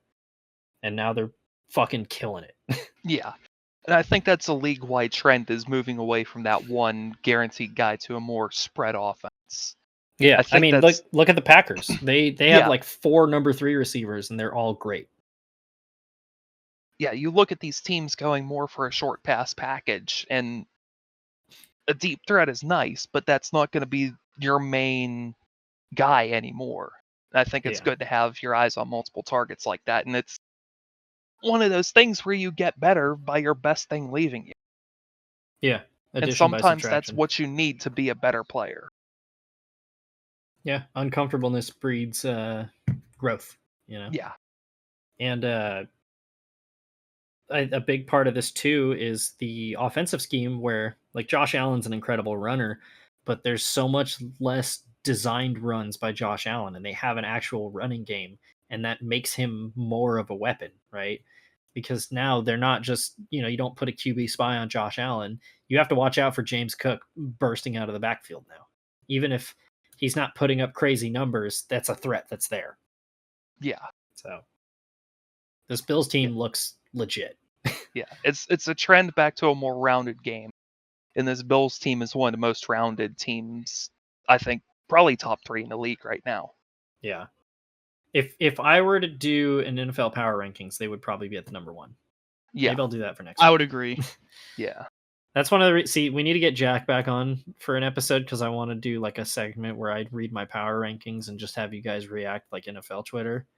And then so Gonna put the Bills at 32 on purpose to make him mad. Have I ever told you guys about when they did that on the Rich Eisen show? Because Rich is always like opposed to it, and then they eventually wore him down, and so he would do that, and he'd read his like top 10, and the other guys would be like, "Oh, come on!" He'd be like, "They're my power. They're mine. These are my power rankings." That's why I want to see it, because I want to see you and Jack get in a screaming match. Yeah. I'm all for this. Cowboys are going to win a game, and I'm going to put them right at like 3. They're mine! They're my power rankings. The Giants improved to 2-2, and you put them up at 4. Yeah. And a team I would thoroughly enjoy putting at 32 just to piss people off would be the Cincinnati Bengals. Maybe the best 0-3 team in NFL history so far. Yeah, Yeah. one of them at least. The Washington Commanders have not punted in 2 straight games, and I don't like. That is an insane. Yeah, they statistic. fucking haven't. Yeah, I actually, think wait. it's time. Yeah, hang on. Time Let me get to the theme address music the going. Yeah. Okay, so we have it's our team. This was the first NFL game since 1940 where neither team punted or turned the ball over. No, not 1940 ever. That's as far back as their stats went. Yeah. People went back and looked at PFR. This has never happened before, ever. Leave it to the Bengals to lose a game in that fashion. Yeah. Well, the Commanders also did not punt or have a turnover last week against the Giants, which makes them the first team in the Super Bowl era to go consecutive games without punting or turning the ball over. Also, that ended at the perfect time. Yeah. Jayden Daniels might be the dude. Holy shit. I'm getting like last- 2012 RG3 vibes from this, Yeah. and it's beautiful to watch. Yeah. Again, 21 of... Oh, God. again, with ownership, you get the stink of Dan Snyder off this team finally, and I hope he rots in prison in hell. Bring in Dan Quinn. You draft Jayden Daniels. You get Terry McLaurin more involved in the game, and this team looks scary. Dude, right? I said at the beginning of the season, this team might win the East, and I'm looking more and more right every single day. Jayden Daniels had... Oh, good. That last throw in the fourth quarter to McLaurin in the end zone. Oh my god, man. What So the fuck? I need to double check this, but as the play was happening, because there was some confusion, Troy Aikman said they only had 10 players on the field. And so I'm counting it right now. 3, 4, 5, 6, 7, 8, 9, 10. Okay, no, they did have 10 people, but there was, they did have 11 people, but there was some confusion on the final play of the game, or the final touchdown. But yeah, like you said, I mean, that is a high level throw. He stands in the pocket. He's got whoever number 22 on the Bengals is in his like beelining right for him. Geno Stone, that's who it is. And Jayden Daniels just stands there and fucking dishes up a perfect pass for Terry McLaurin in the back corner of the end zone. I mean, that is high level franchise quarterback shit. Yeah. I haven't seen a better pass in a very long time. Yeah. Just between the accuracy and the power and getting hit as he's thrown. Like, Yeah. getting hit as he's throwing the ball. It's unbelievable. Yeah, I mean, even just seeing this guy coming right at him and is like, I'm going to get hit here, but I just got to stand here and deliver this throw because this is going to end this game, right? Yeah.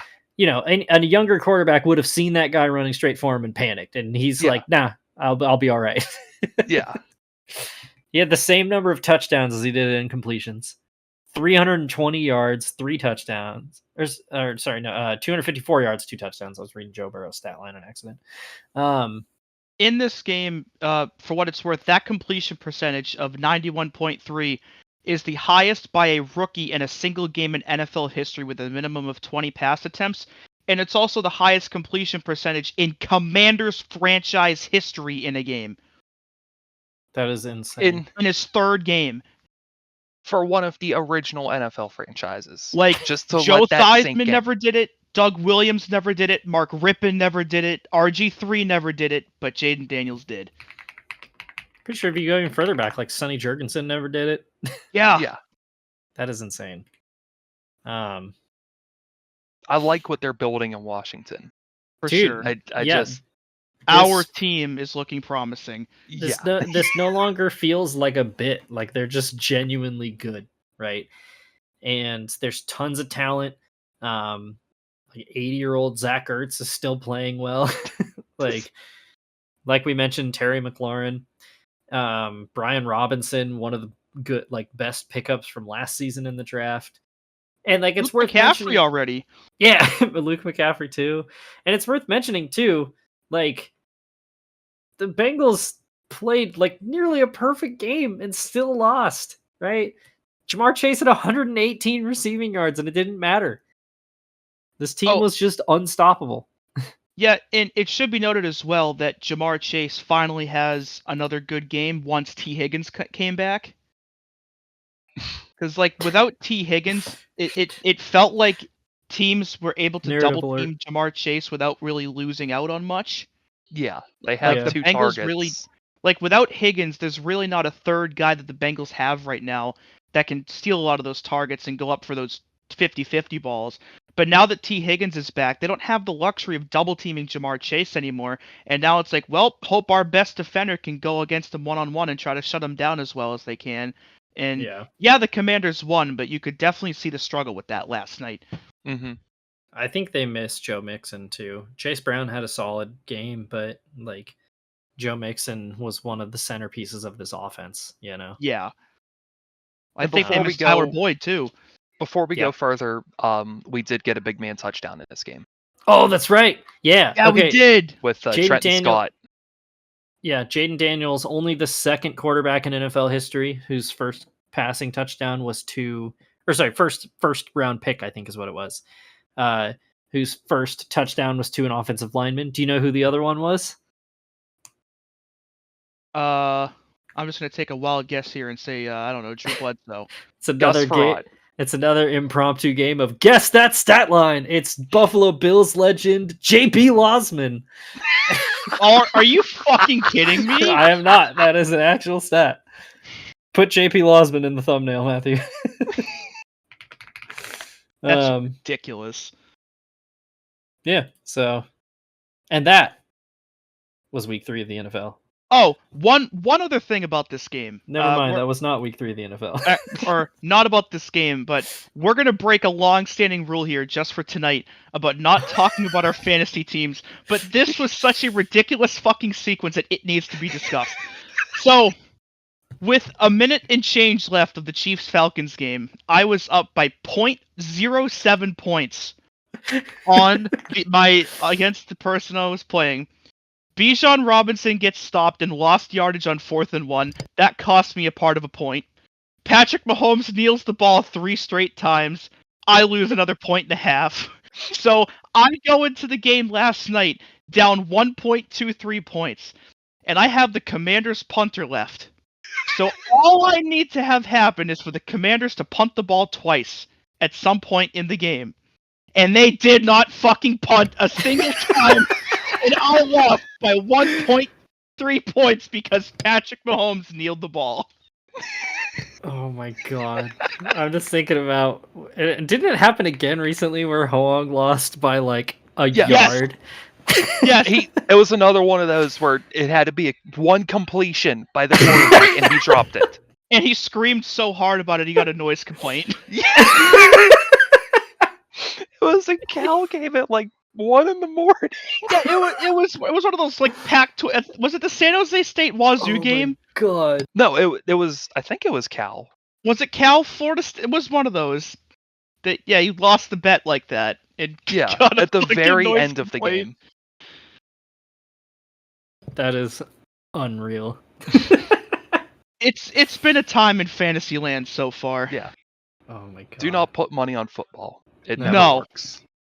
I will do it again next week. Go fuck yourself. What you should put money on though is the dues. Let's throw it over to the dues desk. Yeah, the over will hit on that every time. Do not count me out ever. So, the story of the year has been injuries, and yeah, that continued again, because fuck you and your fantasy team. The Niners, who have been ravaged by injuries this year, lost another key piece as Javon Hargrave is out for the season because he tore his triceps. Ouchies. Ow. Trent Brown, who the Bengals signed in the offseason away from the Pats, tore his patellar tendon, so he's down for the year as well. The Browns, who are already shorthanded on the offensive line, are going to be down Wyatt Teller because he sprained his MCL. And that's the same injury Joe Alt got against the Steelers, so he's probably going to be out against the Chiefs.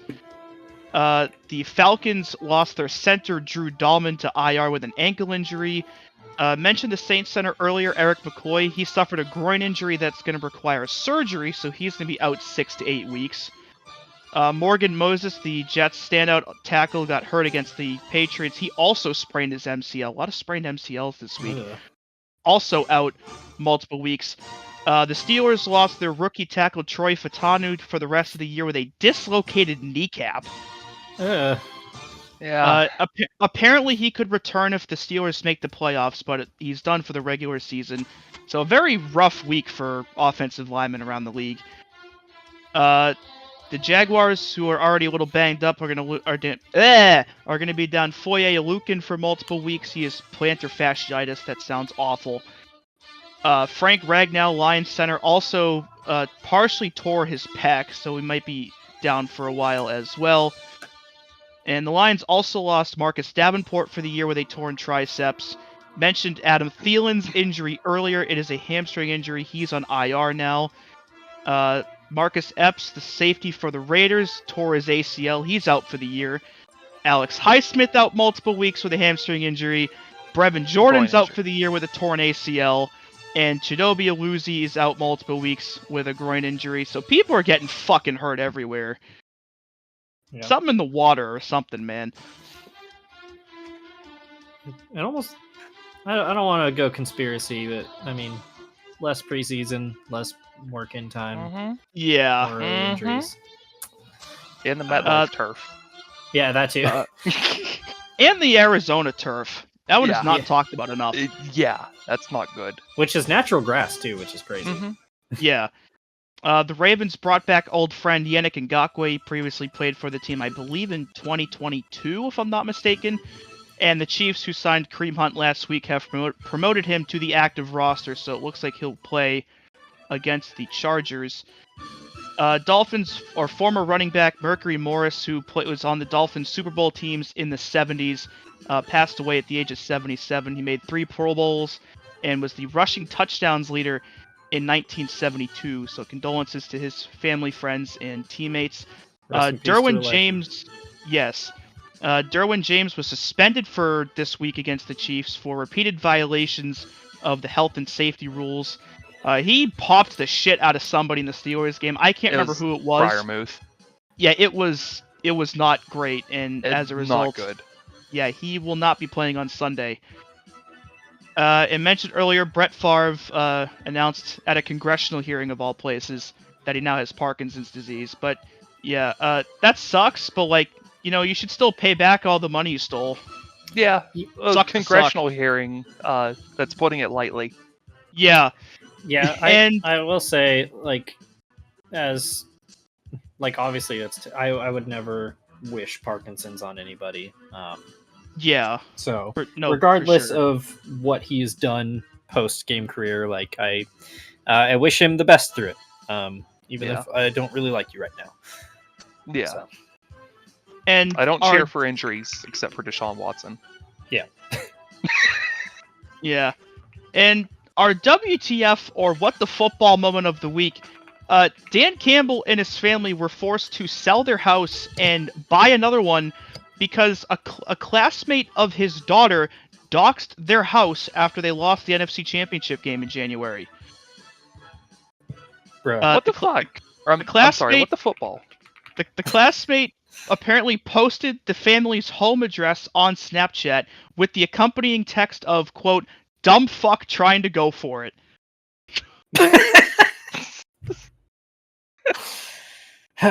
Well, young lady, I'd like to see you coach the NFC Championship game. So Campbell and his wife were still in the Bay Area at the time, according to the police report, but became nervous for the safety of their daughter after vehicles and people showed up outside the residence.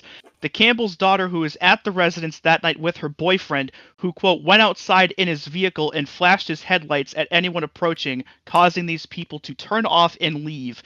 The Campbells eventually instructed their daughter to leave the home with her boyfriend, and the report stated that police patrolled the residence for the next several days.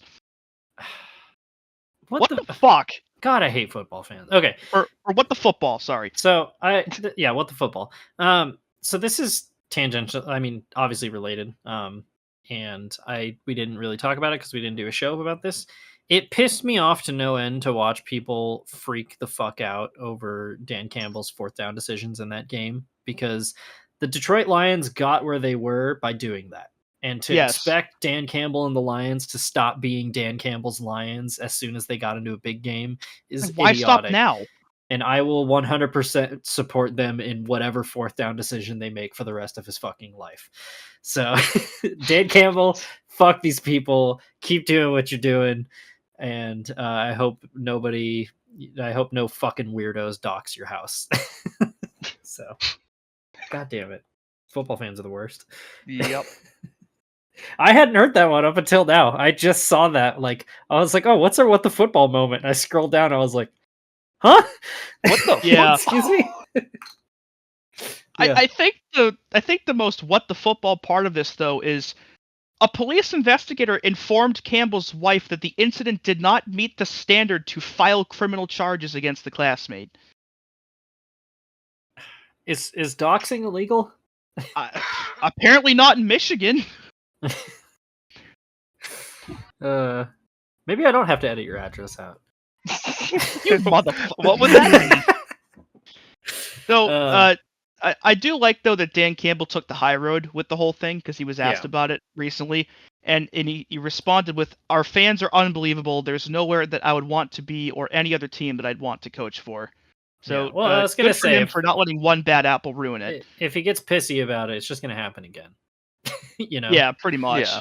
So, It's the Streisand effect. and I'm sure there are like a lot of coaches out there whose like people know their addresses publicly because they're part of the community. So, but I would imagine, like, with the level of harassment that he was dealing with, like what you mentioned with the situation with his daughter leaving the house, like that definitely elevates that. Yeah, So. that's fucked up beyond just any sort of realm of morality. Yeah. And So lastly, don't dox people. Yeah, no, don't do that. and lastly, for the dues, on this day in football history in 2012, the Fail Mary happened. That is wild. Kicked off a Super Bowl team. Yeah. And almost a dynasty before that got blown. 12 years to the day of one of the worst referee calls in the history of the NFL. But yet also one of the funniest. I still remember, like, I was, I liked football at the time. I wasn't following it super closely. And I remember my dad just coming into my room and being like, "Matthew, you need to come see this. Like, the worst call in NFL history is about to happen." Like, because they were in the process of reviewing it. And I go out and I still remember that was the first time I saw the Seahawks new uniforms. And I was like, damn, those are kind of tight. And then I was like, who the fuck is this short guy number 3 who's their quarterback? I was like, what happened to Matt Hasselbeck? I remember watching that live, and I will never get over each of the different referees signaling something different. Yeah. That's like ingrained in my head. One still, guy's all calling these safety. years later. Yeah, or one called the pick, one called it a touchdown. Like what was it, incomplete? Yeah. Or like, it was It'd be just funny if what the hell, man. Just a third guy signaling a safety, and another guy's like, "Oh, it's touchback." What is it? Yeah. So Yeah. a famous Bring back day the in replacement history. refs. Yeah, honestly, it was funnier. Yeah. You know, I almost wonder how, like over the last 3 years, how all the Chiefs games would have gone with replacement refs. You're on borrowed time, Cleet Blakeman. Do we have anybody we want to put on Dunyan rings yet? The Bryce Jaguars. Young. Okay. So week 1 we put the Panthers, and then week 2 we put the Panthers, and then Bryce Young, and then the Panthers again. I think we should put Bryce Young on there again. Okay, Bryce Young again. Okay. Have we ever undunion rings to team before? Because We onion rings. yeah. Or we Funyun rings the team. Is that a new bit? Actually, we're gonna get sued think... for that one. Oh, true. Yeah. Fuck you, Frito. Unless this is a lucrative sponsorship opportunity, in which case... I endorse this product of Funyuns and Funyun rings of that nature. I would What about the what about- Funyuns Dunyan ring segment. Yeah. what about need to make it bunion happen. rings? The Dunyan rings presented by Manscaped. We always talk about that on Fake Racers. We're like, we will sell out in a heartbeat. Like, whatever you want us to plug, we'll fucking do it, dude. Damn The right. new What the Football Moment of the Week section brought to you by the Ridge Wallet. Man, you see that fumble? Are you fumbling your cards all the time? Get the Ridge Wall. Perfect. And this is a perfect segue to bring us into Week 4's Pick They Thems, brought to you by Squarespace. The world's only gender-neutral pick show. God. So I guess we can. No, actually, we can Dunyan rings one of the Panthers ones. They're still on there twice, but how about the first one? We'll get rid of. That works, yeah. Almost. So okay with every that. time the Panthers win, we'll get rid of one. Okay. Yeah, that sounds And every good. time they And then- lose, we put them back on. Yeah. Perfect. We got the Jaguars playing. That's Yeah. on Dunyan rings. I think we need Jaguars. to put their offensive coordinator on there. Was it Press Taylor? I think his name is. Yeah. Mhm. Who names their kid Press? Is that his Yeah, real he's- name? No, his he's real name probably- is Sherwood. That's not much better. Sherwood Taylor. Sounds Wait, like an why is he old-timey called? businessman. Is his middle name Press? Yes. Oh, he's probably Dupressed at this point. I would be too if I was. I mean, his name Zach is Taylor's brother. Sherwood Press Taylor. Yeah, It how do is? you have What? one brother named Zach and the other one Sherwood Press? I don't understand. Stoned what having one, sober with the other. Who the hell Oh, knows? his dad's name is Sherwood. That makes Oh, sense. okay. So he's Okay. Sherwood Press Taylor Jr. You're excused for this one. His dad still has a stupid name. What was it? What was his dad's name? Jim. I was thinking more like Jorkinda. Jaquan the Jorkin Jequan. the Pete. Straight up jorking it. The Jaguars have had an in the introductory red press zone. conference today for the new offensive coordinator, Jorkinda Peanuts. He'll be replacing Press Taylor, who was fired after an 0-3 start to the season. I'm sorry, bit's- Joe. This bit's gone on too long. That's fine. He won't listen this far. Let's press on. I'm sorry, Davey, because I know you are listening. Let's go. Yeah, let's get on to pick they thems. Starting Thursday night, Cowboys at Giants. I'm gonna pick the man. Cowboys just because they normally destroy the Giants, even if I don't think the Cowboys are very good. But I could also see this being a big Malik Neighbors like primetime coming of age game. Yeah, Like I Odell have Beckham. to take the Giants here. Cowboys just don't look good this year. Well, I went 5-12 for my picks last week, so it can't get much worse than that. So Yeah. I'm going to attempt to right the ship for this week and start off with the Cowboys. At one point, dude, you were 1-9 last week. Oh, and then 2-13. Or sorry, 2-12. yeah, I got Mm. saved by picking our team this last week. Yeah, the Bills and commies really saved you. Look at that, our team. We lift each other up when we're doing bad. High tides We're, rise. all we're a ships. tight-knit group here. Also, who did you have? I already forgot. Incredible. The team that starts with a C. Oh, the commies. Okay. What? Speaking of the commies, the team they beat last week, it's Bengals Panthers. Andy Dalton revenge game. Suddenly, Oh, this is tough. Yeah, all of a sudden, This this is is a suddenly really really this tough is a one. tough call to make. So I know the last two games have been tight, and I'm not feeling terrible. But if the Bengals lose this game, it's time to panic because they're 0-4. I think Um, they should be panicking already. Only 6 teams since 1990 have made the playoffs after starting 0-3. That is 2.5% of all teams that have started 0-3. If I'm the Yikes. Bengals, I'm already having the fucking panic button on the desk and I'm smashing the fuck out of it. But I can't see any way, despite the resurgence of Andy Dalton, that a team that talented actually manages to start 0-4. So I will be picking the Bengals in this one. Yeah, I think the I gotta Bengals are take going to the- get their shit together. Yeah, this is very much a must-win game, and I think they will win. I think the Panthers are going to give them a lot of shit, though.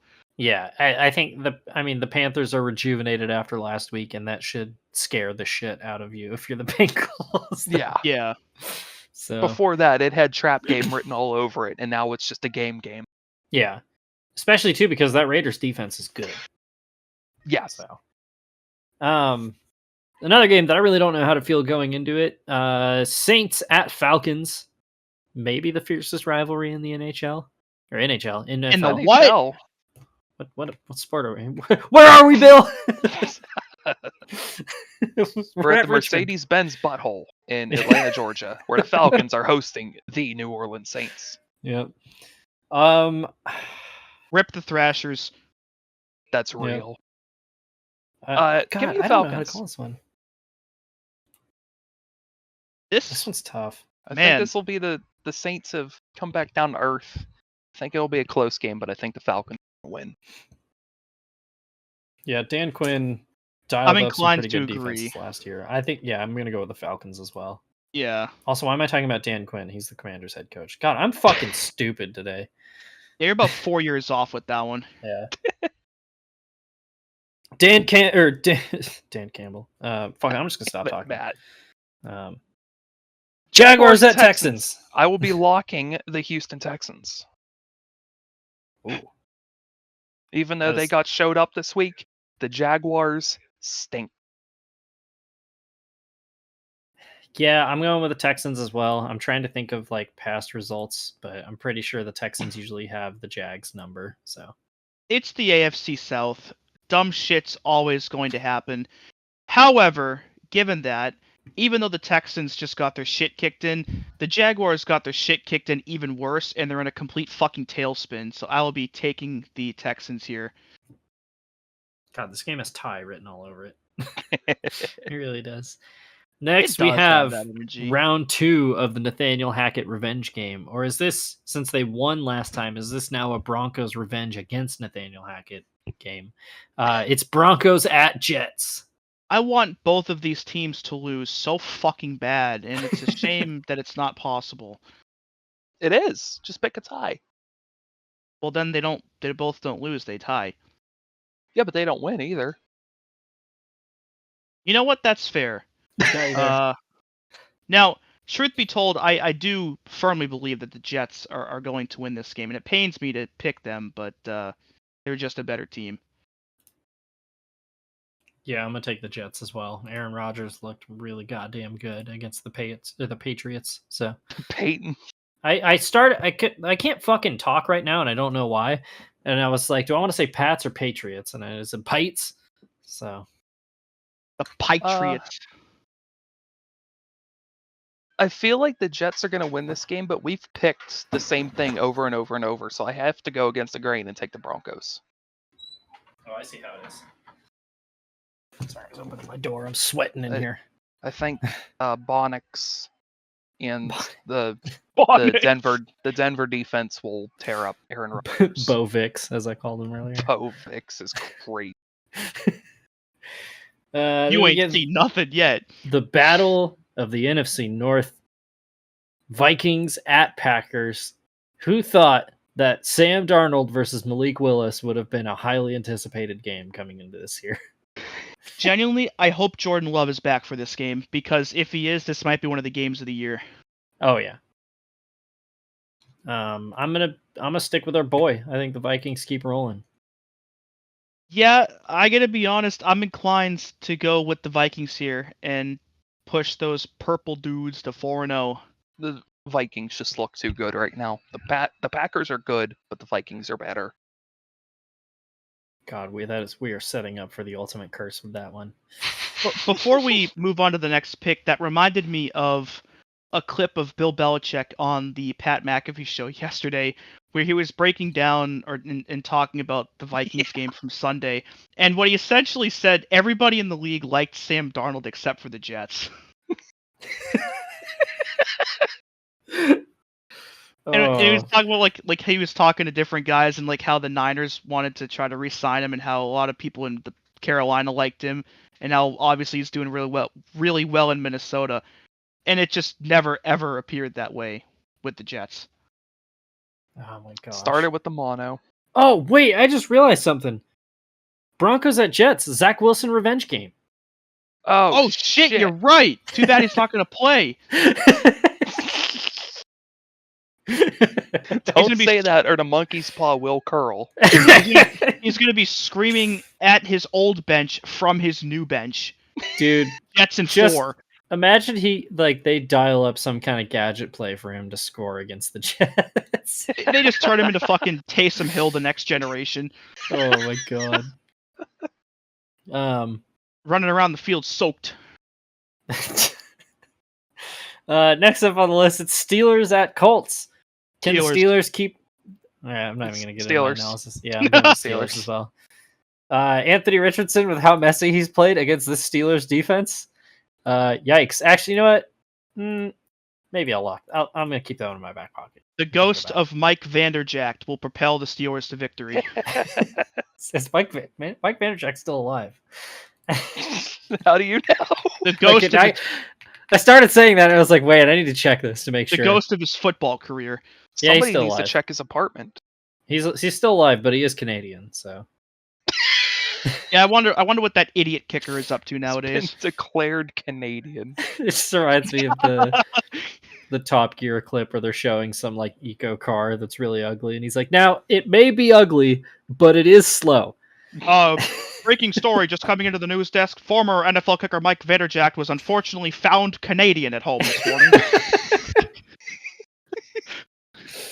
Oh man, we have no problem with you Canadians. I'm sorry. No, I actually watched the Grey Cup final this year. It was great. Love me some Grey Cup action. Hell yeah. Also, we've won the Grey Cup more recently than you won the Stanley Cup. Get on our fucking level.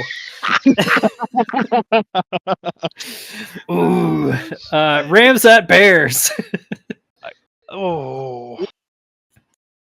I think this is the week the Bears put everything together with Caleb Williams. I'm going The to Bears. I'm going to agree with Go your Bears. pick, but not for the same reason. The Rams are very, very beat up right now, and they just defeated a team that was also very, very beat up, and they're gonna come home or go on the road against a team that for right now has a lot of young promise, and for right now is very healthy. And I think health is going to be the one thing that propels the Bears ahead this time. I'm tempted to agree, but we're also picking almost entirely in unison, so I'm gonna go with the Rams just to be different. That's good because then if I suck again, we all suck. Yeah. Break it down with me. Eagles at Bucks. This is a huge game. It's a playoff rematch from last year, but it's also, if the Eagles win, I think they're legit and we can put the turmoil of last year behind them. And if the Bucks win, they can shake off last week as just a weirdo game, right?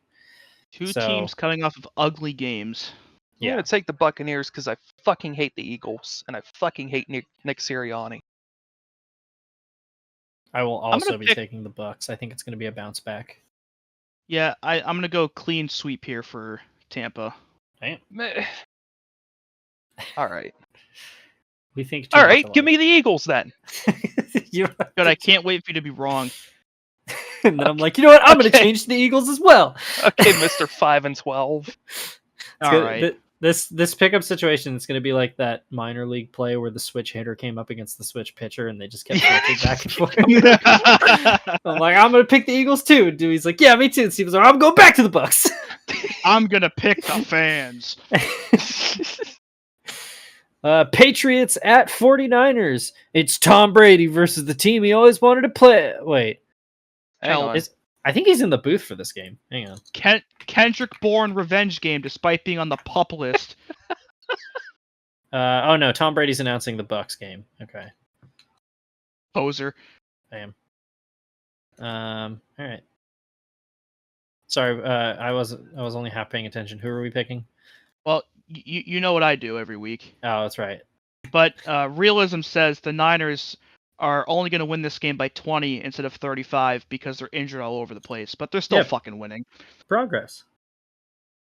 Sort of. Give me the Niners.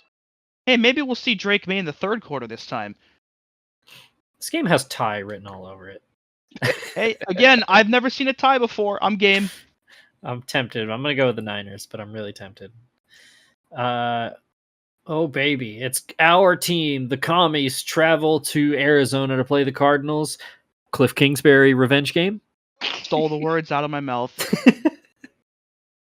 It doesn't matter, though, because our road warriors, our team, they're going to go to Glendale, and they're going to leave 3-1 in sole possession of first place in the NFC East. The Commies. The ultimate outcome of this game is the Commies win, but Greg Dortch scores a touchdown. So then I can play both sound effects. At the same time.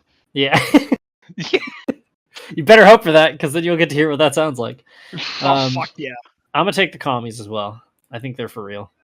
Yeah. Well. Yeah, give me the Commies. Hell yeah. I mean, winnable game for the Cardinals, but I think the Commies are a better team. Yeah, I think the Cardinals are good enough to where they're going to play everybody really close. I think they're going to beat up on bad teams, and I think they're going to be a pain in the ass for the good teams. Yeah. Two more teams that start with C. It's Chiefs Chargers. Maybe like 3 weeks ago, this game would have been cool. But more than likely, no Justin Herbert this week. So I will be taking the Chiefs. And even if he does play, he's not going to be at close to 100%. And if the Chargers want to knock the Chiefs off, they're going to need him to be at about 110%. So I will be picking the Chefs for that reason. The Chiefs always lose a game they shouldn't lose, so I'm going to take the Chargers. Because I think Jim Harbaugh has the moxie and the chutzpah to knock the Giants off the top of the league. And by the Giants, I mean the Chiefs. The New York Football Chiefs. Yeah, exactly. Oh, man, I forgot to clip fucking Jim Harbaugh asking Jameis Winston if he has a sex addiction.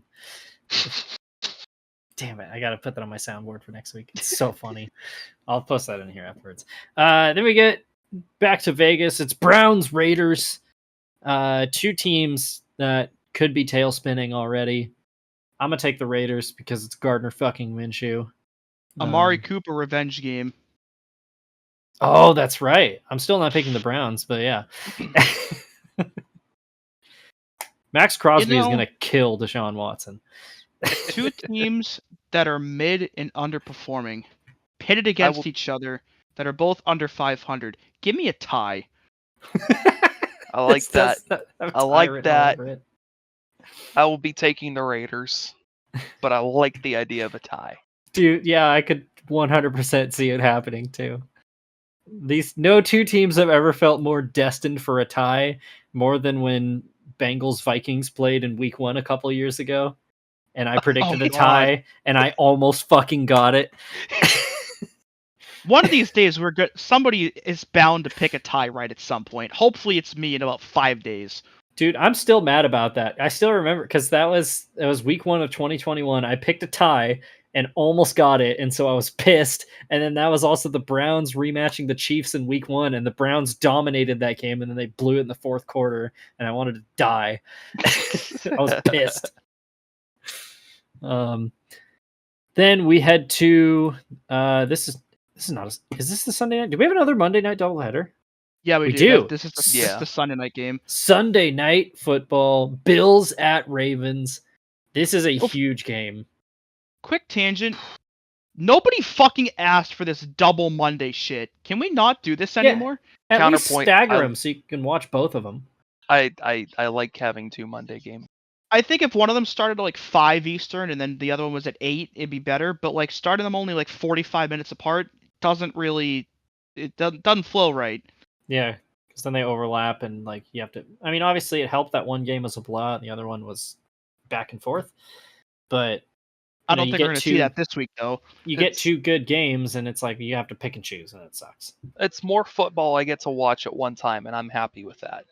But that's less red zone on Sunday. Well, I don't watch Red Zone, so it doesn't matter. Well, you're an idiot. I know you are, but what am I? An idiot!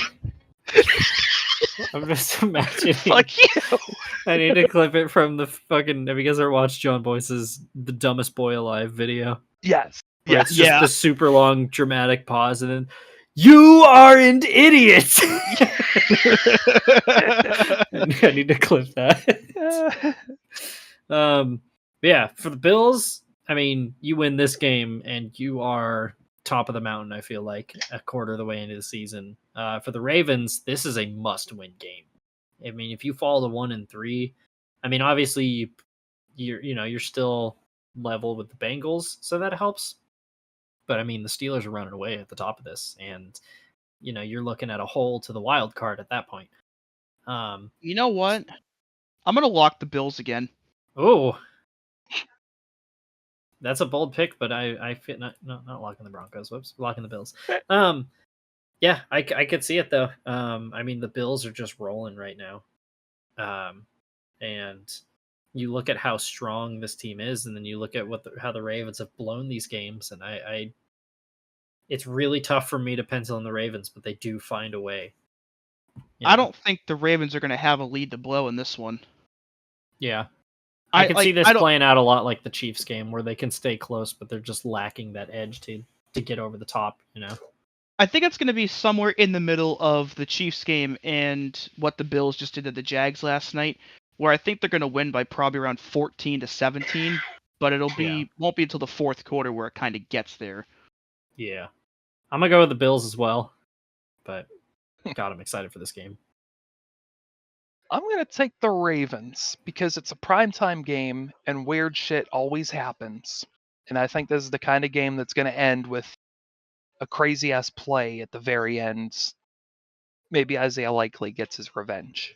Lamar is great on Sunday Night Football too. Yeah. He always has something crazy in these big spotlight games.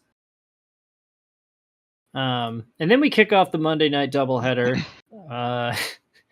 This game sounded kind of fun to start the year, but it's Titans at Dolphins. Although I am excited to see, I haven't gotten to watch the Titans yet, so I want to see Will Levis do some dumb shit in primetime. So The Ryan Tannehill. Yeah. Winner Give me gets the Ryan Titans. Tannehill as their quarterback. Give me the Titans. This isn't going to be close. This Yeah. has like 10-7 written all over it. And it's only because Will Levis turns the ball over like 6 times. But I think it's going to be 10-7 in favor of the Titans because the Dolphins just look so lost on offense right now. And even if Tyler Huntley comes in and starts, there's no guarantee he's going to be much better. So you can tell where the potential is with the Titans because they've shown a little bit of promise over their first 3 games. But even that little bit of promise, I think, is more than what the Dolphins are capable of with Skylar Thompson and or Tyler Huntley. Yeah, because you look at the Dolphins and they weren't very good with Tua in there, right? Like, I mean, they were down. Yeah. They were down 17-3 to the Jaguars. Yeah, They got absolutely Mhm. rolled by the Bills. they I were was a Jags sell away from being 0-3. Yeah, I was starting to talk myself into the Dolphins, but yeah, I'm going with the Titans. And then finally, a genuinely great game on Monday night. These games always seem to be weird. 2 teams that do not like each other. It's Seahawks Lions. This has game of the year potential. Yeah. I'm gonna go with. I think it's gonna be the Lions. I've had my faith in the Lions, and I'm gonna stick with it. I think the Seahawks are very good this year. There's a lot of discussion on whether or not they're for real. I think they are. I think what they're doing is very sustainable. So I am sticking with the Lions. I think at this time next week we are going to be talking about the 4-0 Seahawks. I will be picking them Ooh. over the Loins.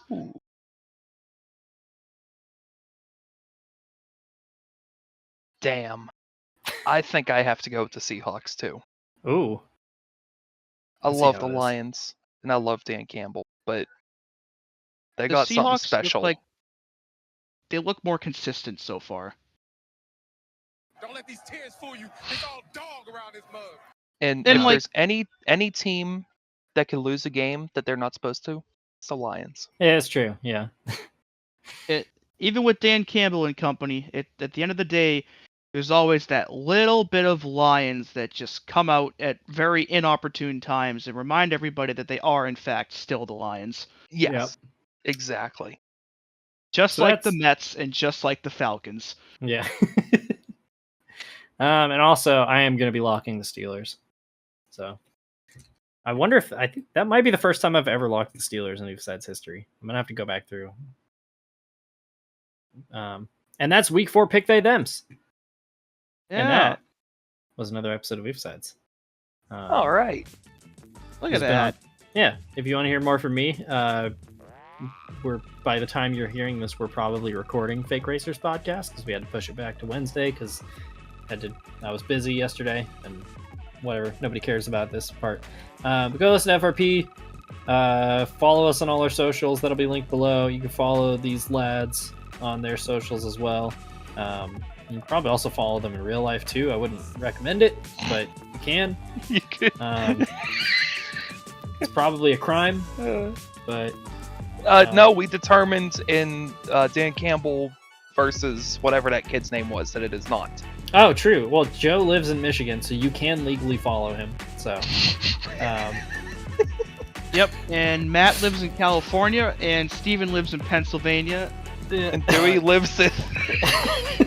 Yinzer in the flesh. wait, I have the bleep button on my soundboard, so it's, it's just like, yeah. And Dewey lives at.